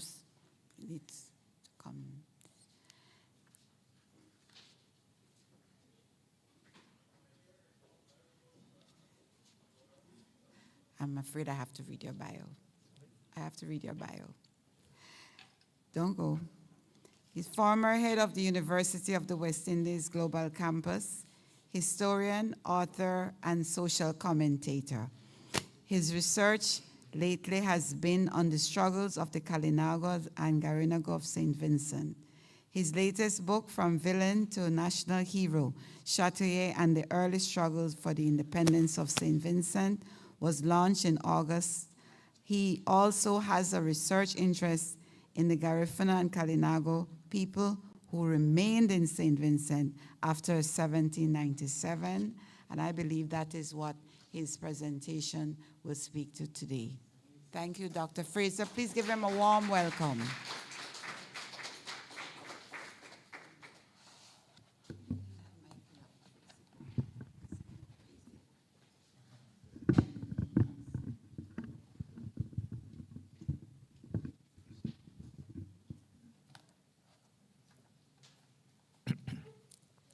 Thank you very much, and good afternoon. My presentation today is part of a work in progress. What I call those who remained, that is, the Garifuna people who evaded capture and exile. It is geared primarily to descendants of the indigenous people to provide a framework, a context, and a knowledge base for an understanding of that mental journey from Yurumin to St. Vincent and the Grenadines. Up to 1797, the date of the exile to Central America, the Garifuna lived in their own community, distinct from that occupied illegally by the British, and they lived by their own rules. That I choose to call by the indigenous name Yurumin. This journey I'm focusing on now was influenced by a presentation made in 2020 by Marika Batiste, a student from Fancy, representing the girls' high school at the JC's public speaking competition, which he won. Her topic was challenges faced by people over the dry river.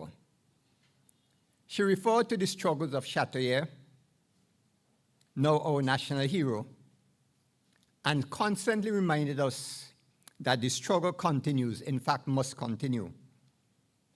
Many of the issues and challenges she identified pointed to the perception held by Vincentians about persons beyond the river. Those living beyond the river were unfairly sexualized, stating that their blood was too close to their skin and as having loose morals. They were said to lack the ability to speak what was then the Queen's English, but which today is the King's English. She noted that it was only in July 1995 that they got electricity beyond the river. She reminded them that she was among the 2 top performers in English at the CPEA exams. In the preliminary round of the public speaking competition, she was approached by someone who said, "From fancy, wow." They were regarded as living beyond God's back. And with more than a fair bit of irony, she reminded them that on National Heroes Day, they are all eager to travel in droves behind God's back, to taste the delicacies of the Garifuna people. So, tomorrow is the day for that annual pilgrimage behind God's back. As I reflected on what she said about the state of our community in 2020, I was reminded that the narrative of that journey from 1797 to present day has not totally been told. There's a lot of attention on the Garifuna in Central America, and not as much on the journey of those who remained. I need to re-emphasize the use of the word Garifuna, for many still consider themselves Caribs, yellow or black. But the word Carib has connotations of cannibalism. It is a hangover from those who occupied their country or the countries. By the time of the British entry in 1763, the Garifuna community was the dominant sector. The Kalinagos, called by the British Yellow Caribs, had been drastically reduced in numbers through their long period of warfare, exposure to European diseases, and through emigration. They had been active participants in wars against the European invaders.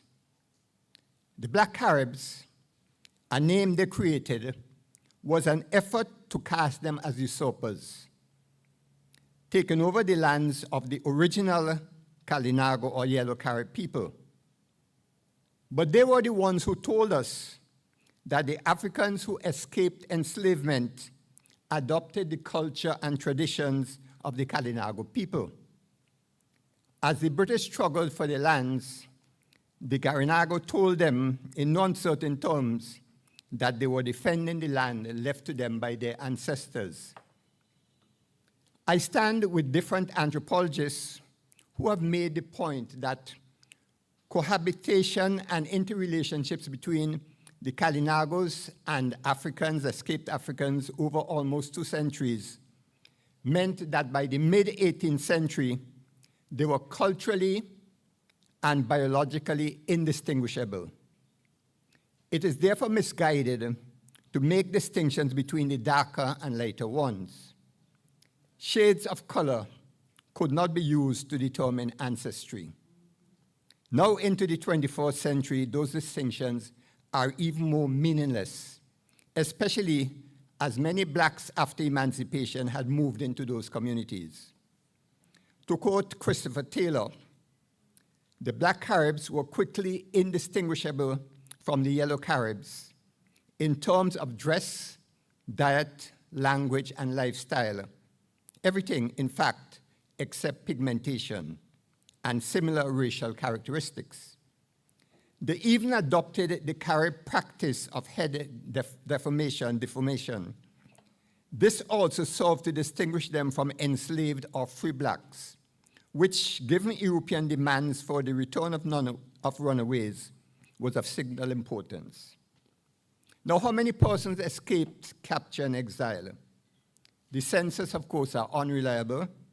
They could not distinguish the different groups. They didn't know the difference between an African and a Garifuna person.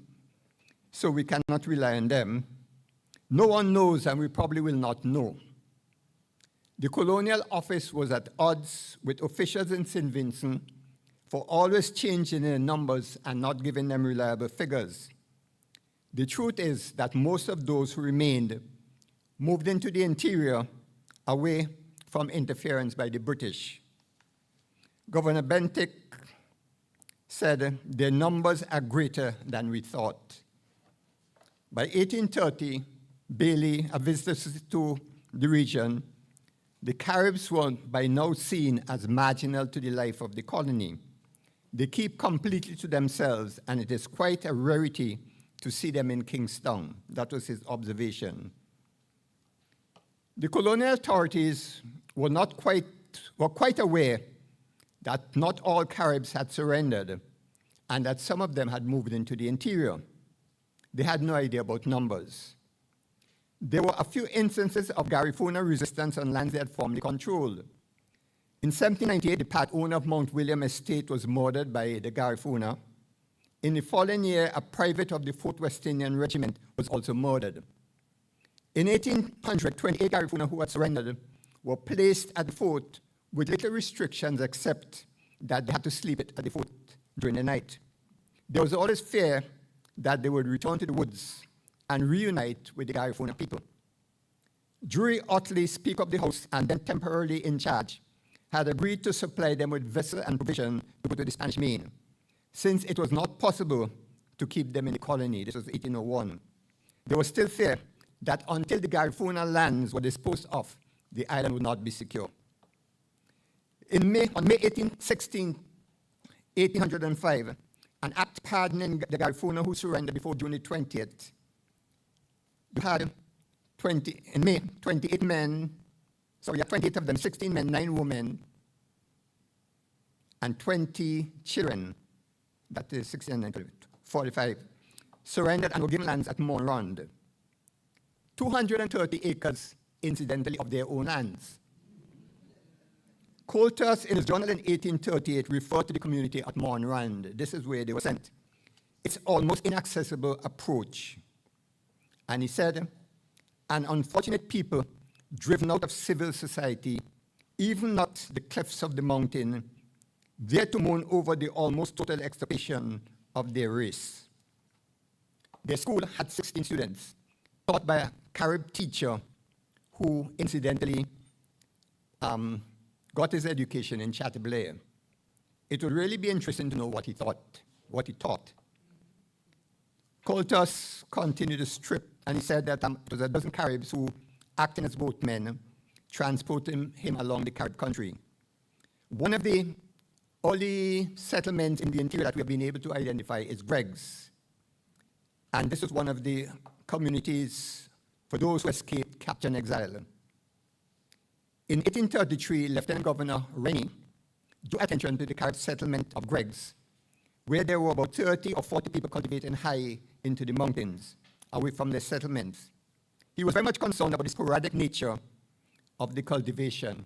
He claimed that their settlements were barely cultivated, that the inhabitants of the villages, instead of attempting to grow their provisions near the houses, have wandered high up into the mountains and planted bananas or tanyas or even cocoa trees in perhaps some dozen or more different isolated valleys.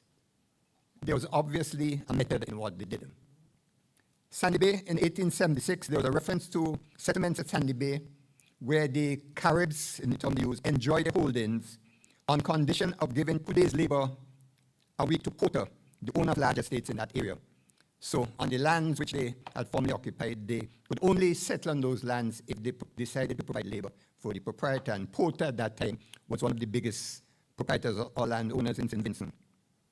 The rest of the time was taken up cultivating ground provisions and cutting down trees for firewood and perhaps lumber. There's the issue of the Hope Estate.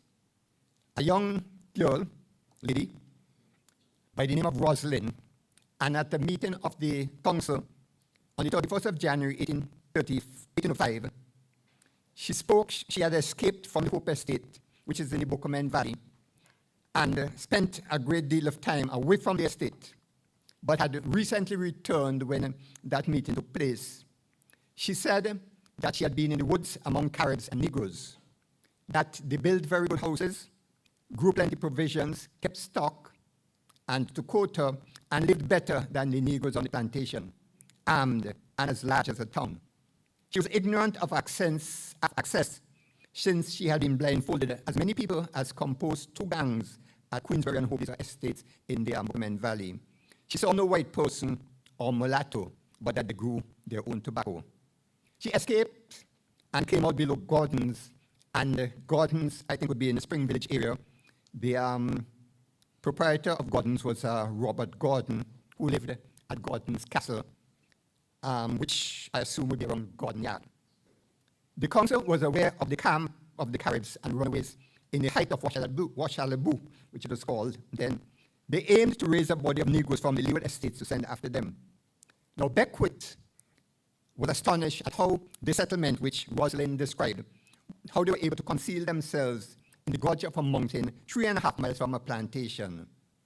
I've not been able to find out what eventually happened to them, but I suspected that they got rid of them. They were arming people to go and destroy these settlements which were near to the plantations.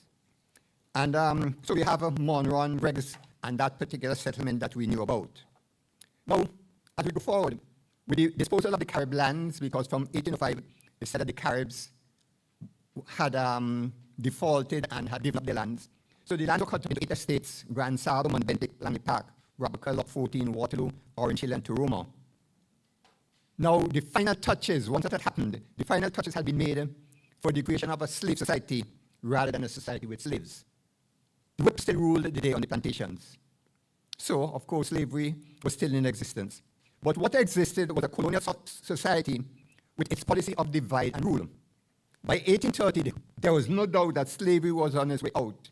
The planters and colonials had to prepare themselves to maintain control even after slavery had ended.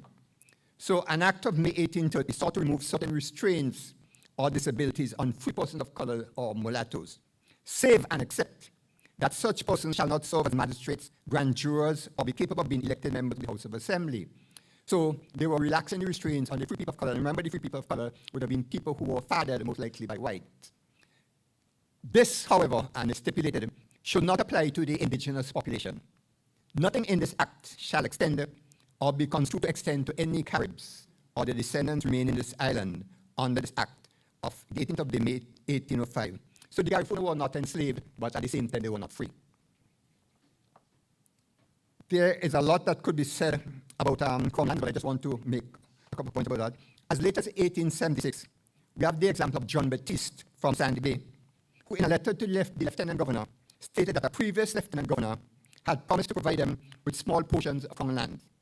He was then informed that Sandy Bay was the property of D.K. Porter, and that they enjoyed their lands by providing service to Porter for 2 days a week. Since 1833, it was stated that allocations to free men, especially those of a barbarous race, was open to serious objection, since it would encourage idleness and exempt them from working for wages. So part of the issue with Crown lands was that they would no longer be supplying wages because they'd be doing their own things on the Crown lands. And there's a lot, again, that could be said about the natural disasters, hurricanes, eruption. But I want to just mention that in 1902, after the eruption, efforts were made to send residents of Oweah and Fancy to Jamaica. These efforts were met with serious objection. A public meeting at the courthouse where people objected strongly, and a petition from residents. Captain Young, who was charged with organizing relief to those who had suffered from the eruption, felt that there were strong reasons against forcing villagers of Oweah and Fancy to go to Jamaica. The inhabitants of Oweah were untouched, Oweah was untouched by the forced eruption, but they left because they were directed to do so by the government. The inhabitants of Oweah, and to a lesser degree those of Fancy, have a certain amount of the Carib in them. And it would appear that they are being treated in a different manner to our villagers who possess not of their aboriginal blood, but who have been resettled. Much more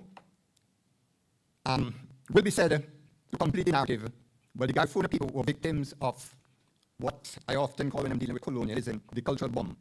And as usual, I quote from one of my favorite African authors, Wat Yongo. The effect of a cultural bomb is to annihilate people's belief in their names, in their languages, in their environments, in their heritage of struggle, in their unity, in their capacities, and ultimately in themselves. It makes them see their past as one wasteland of non-achievement, and it makes them want to distance themselves from that wasteland. Those persons from 1797 who remain were victims of the cultural bomb. Education and religion were part of that cultural bomb because once slavery ended and whip was removed, they needed to be able to maintain control. So this is where education and religion came in. With the established religion, it was okay. But when you came up against the Shaker religion, or the wilderness people as they call it, it was a different story. And we have the Shaker religion being banned in 1912, and only in 1965 the ban was removed. So education and religion, and up until recently, some of the things which were still being taught in schools are just unbelievable. Now, I end with a view from the other side of the river, and this is taken, which complements what Marika Batiste from Fancy had said. And it is from a thesis which I quoted before by Paul Twin, who was studying in the UK and who was married to someone from the central Windward area. I can't remember which village. So I just want to quote from him and end it. During an early visit to St. Vincent, I discussed my proposed thesis with a local woman living in the central Windward district of the island. She knew that I was interested in Vincentian history and that I was planning to come back to do my research. I began to explain that I was specifically interested in the Caribs and that I planned to stay with them in Sandy Bay. I was rapidly stopped short, however, by her reaction. Her jaw dropped and her eyes widened. Why do you want to go up there with them people? Them Caribs are crazy. They get drunk all the time. And this is in the 1990s after independence. When some aviation fuel got washed up there one time, the government had to go on the radio to tell them not to drink, but they did anyway. They will drink anything. They are just crazy people. I tried to explain that it was part of my research and that I was interested to find out about them, but my response merely evoked a slow shaking of the head in resignation and the weary words of someone who knew better. Well, Mr. Twin, I know you're an educated man, but you don't know what you're doing. Them people aren't like us. Until that conversation, I had no real conception of the social distance that existed between the Caribs and some members, at least, of the wider Vincentian community. What made this conversation startling was that it was with a teacher who had a better than average education and who I presumed at that time was open to new ideas and would have been actively challenging the old prejudices of the past. But throughout my stay in St. Vincent, the views expressed by that informant were reiterated by many, though not all, of those non-Caribs I questioned. On several occasions, informants anxious to dissuade me from going to stay with them described the proclivity of the Caribs to get drunk and or fight. Given my position as a white Englishman from the University of London, my determination to do so tended to evoke a mixture of puzzlement and mild amusement. Occasionally, the response would be a knowing nudge and wink. There's plenty of ganja up there. And those Carib girls are plenty hot, white man. You're going to have some good time. With this, I end this presentation. Thank you very much.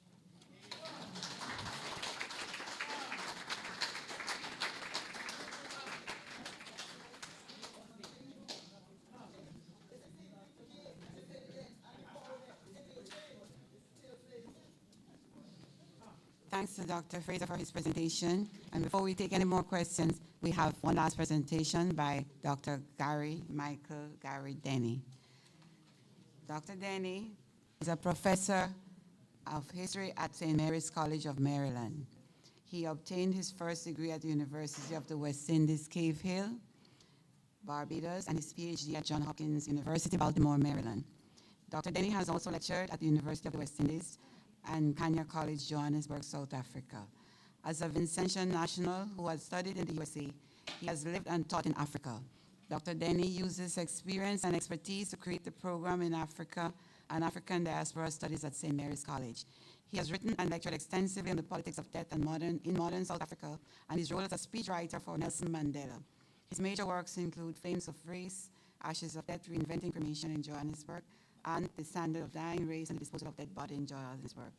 Dr. Denny has also been deeply committed to the study of the Garifuna people and participated in the first international conference of the Garifuna, where he presented a paper, From Villain to Hero, the Reinvention of Chief Chatier. For this conference, Dr. Denny will present his paper entitled Baliso, the Symbol and Substance of Incension, Reparative Justice. He's also one of the 4 historians writing the first history book of St. Vincent and the Grenadines, along with Dr. Fraser and Dr. Thomas. Please help me welcome Dr. Gary Michael Denny.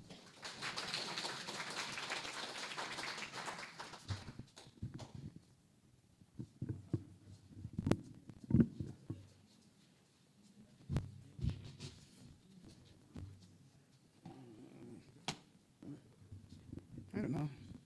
A little bit higher. Maybe a little bit higher, I think. It can't be in front of the text. It's in front of the text. No, jeez.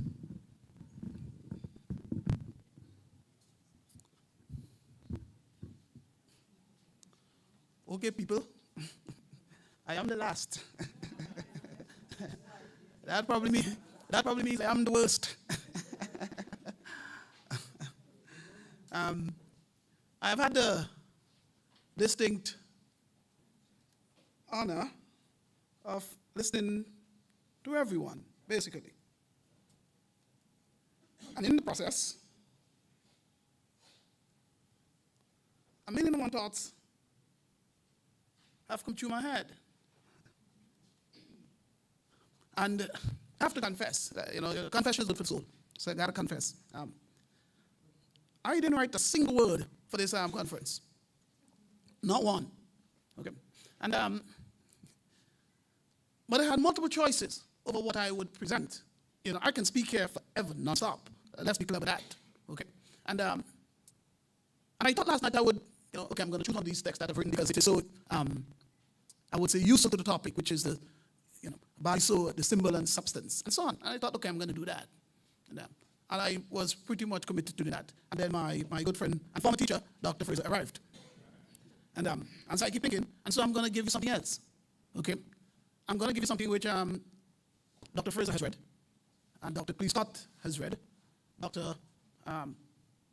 Thomas has read, and, well, it's here in front of my face. We are the 4 historians, right, in the history of St. Vincent and the Grenadines. And the reason I'm going to read some of this text, unfortunately I won't be able to read it all, is that it actually gets to the question, which is, what is the value of Baliso?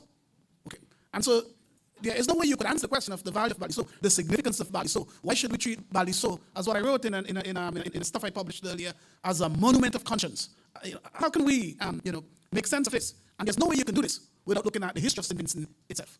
Okay, and so what I have here is an introduction to the book that we're writing. And so I'm going to give you a taste of the introduction. Ask as many questions as you can. It's about 16 pages, single space. So that's about 30 pages, so I can't read them all. Okay, but I probably can read half. But that half should be sufficient to give you a sense. As the question has been asked, or the claim has been made multiple times. When would we write our own history? Well, Dr. Fraser and I and Dr. Scott, who's probably listening somewhere in Barbados, and Dr. Thomas, we are writing that history. Okay, and so this introduction is entitled Native Genocide and African Enslavement in St. Vincent and the Grenadines. Okay, and as you will see, the reason for the title is fundamental to Baliso, because when perhaps 90% of the presentations in Baliso has framed our commitment to Baliso as recognizing the trauma of the Kali Naga people, the Garifuna people, correctly so. Okay, but we need to understand that Baliso also stands as a symbol of black enslavement in St. Vincent and the Grenadines, and so these are interlocked histories. Hence the very title of this introduction: Native Genocide and African Enslavement in St. Vincent and the Grenadines. Okay, so this is not Baliso is something for only the Garifuna. Baliso is for all of us. And so we need to understand it. And we cannot understand that unless we understand that history of enslavement.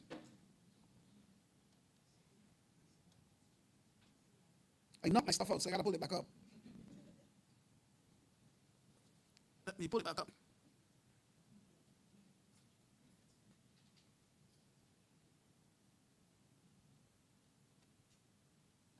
Okay, here we go. Exterminate the savages. Genocide in the Windwards. This is the unflinching and unsparing title of the 2nd chapter of Professor Hilary Speckle's book, Britain's Black Death. The book itself establishes in great detail the historical, legal, and moral case that in the broader Caribbean, Britain committed atrocities on the bodies of indigenous peoples and enslaved Africans for which reparations are due. It is in chapter 2, however, that Professor Beckles focuses attention on the particular case of the indigenous peoples who inhabited St. Vincent and the Grenadines and the neighboring islands. On their case, he concludes, quote, "This history speaks to the origins and legacy of the British official policy of genocide in the Caribbean. The native community experienced the full impact of this policy. They have a legal right to reparation claims. No legal claim is clearer," end of quote. Remarkably,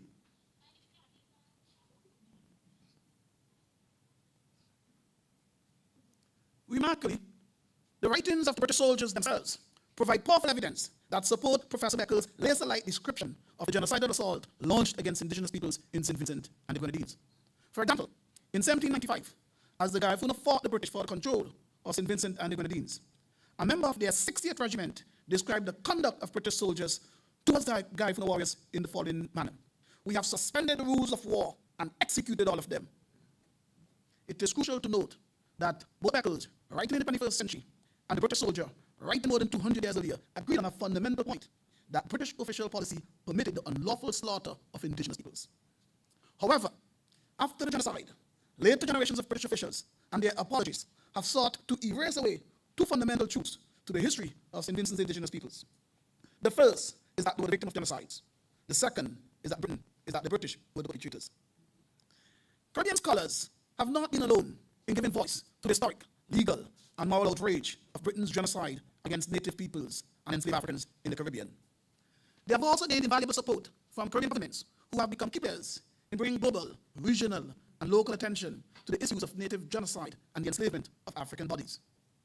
The United Nations World Conference Against Racism, Discrimination, Xenophobia, and Related Intolerance was held in South Africa in 2001, and it stands as a pivotal moment in this history, if only because it highlighted the challenge of finding a global consensus on the issue of reparations for the 400 years of brutality Europeans inflicted upon the bodies of indigenous and African peoples.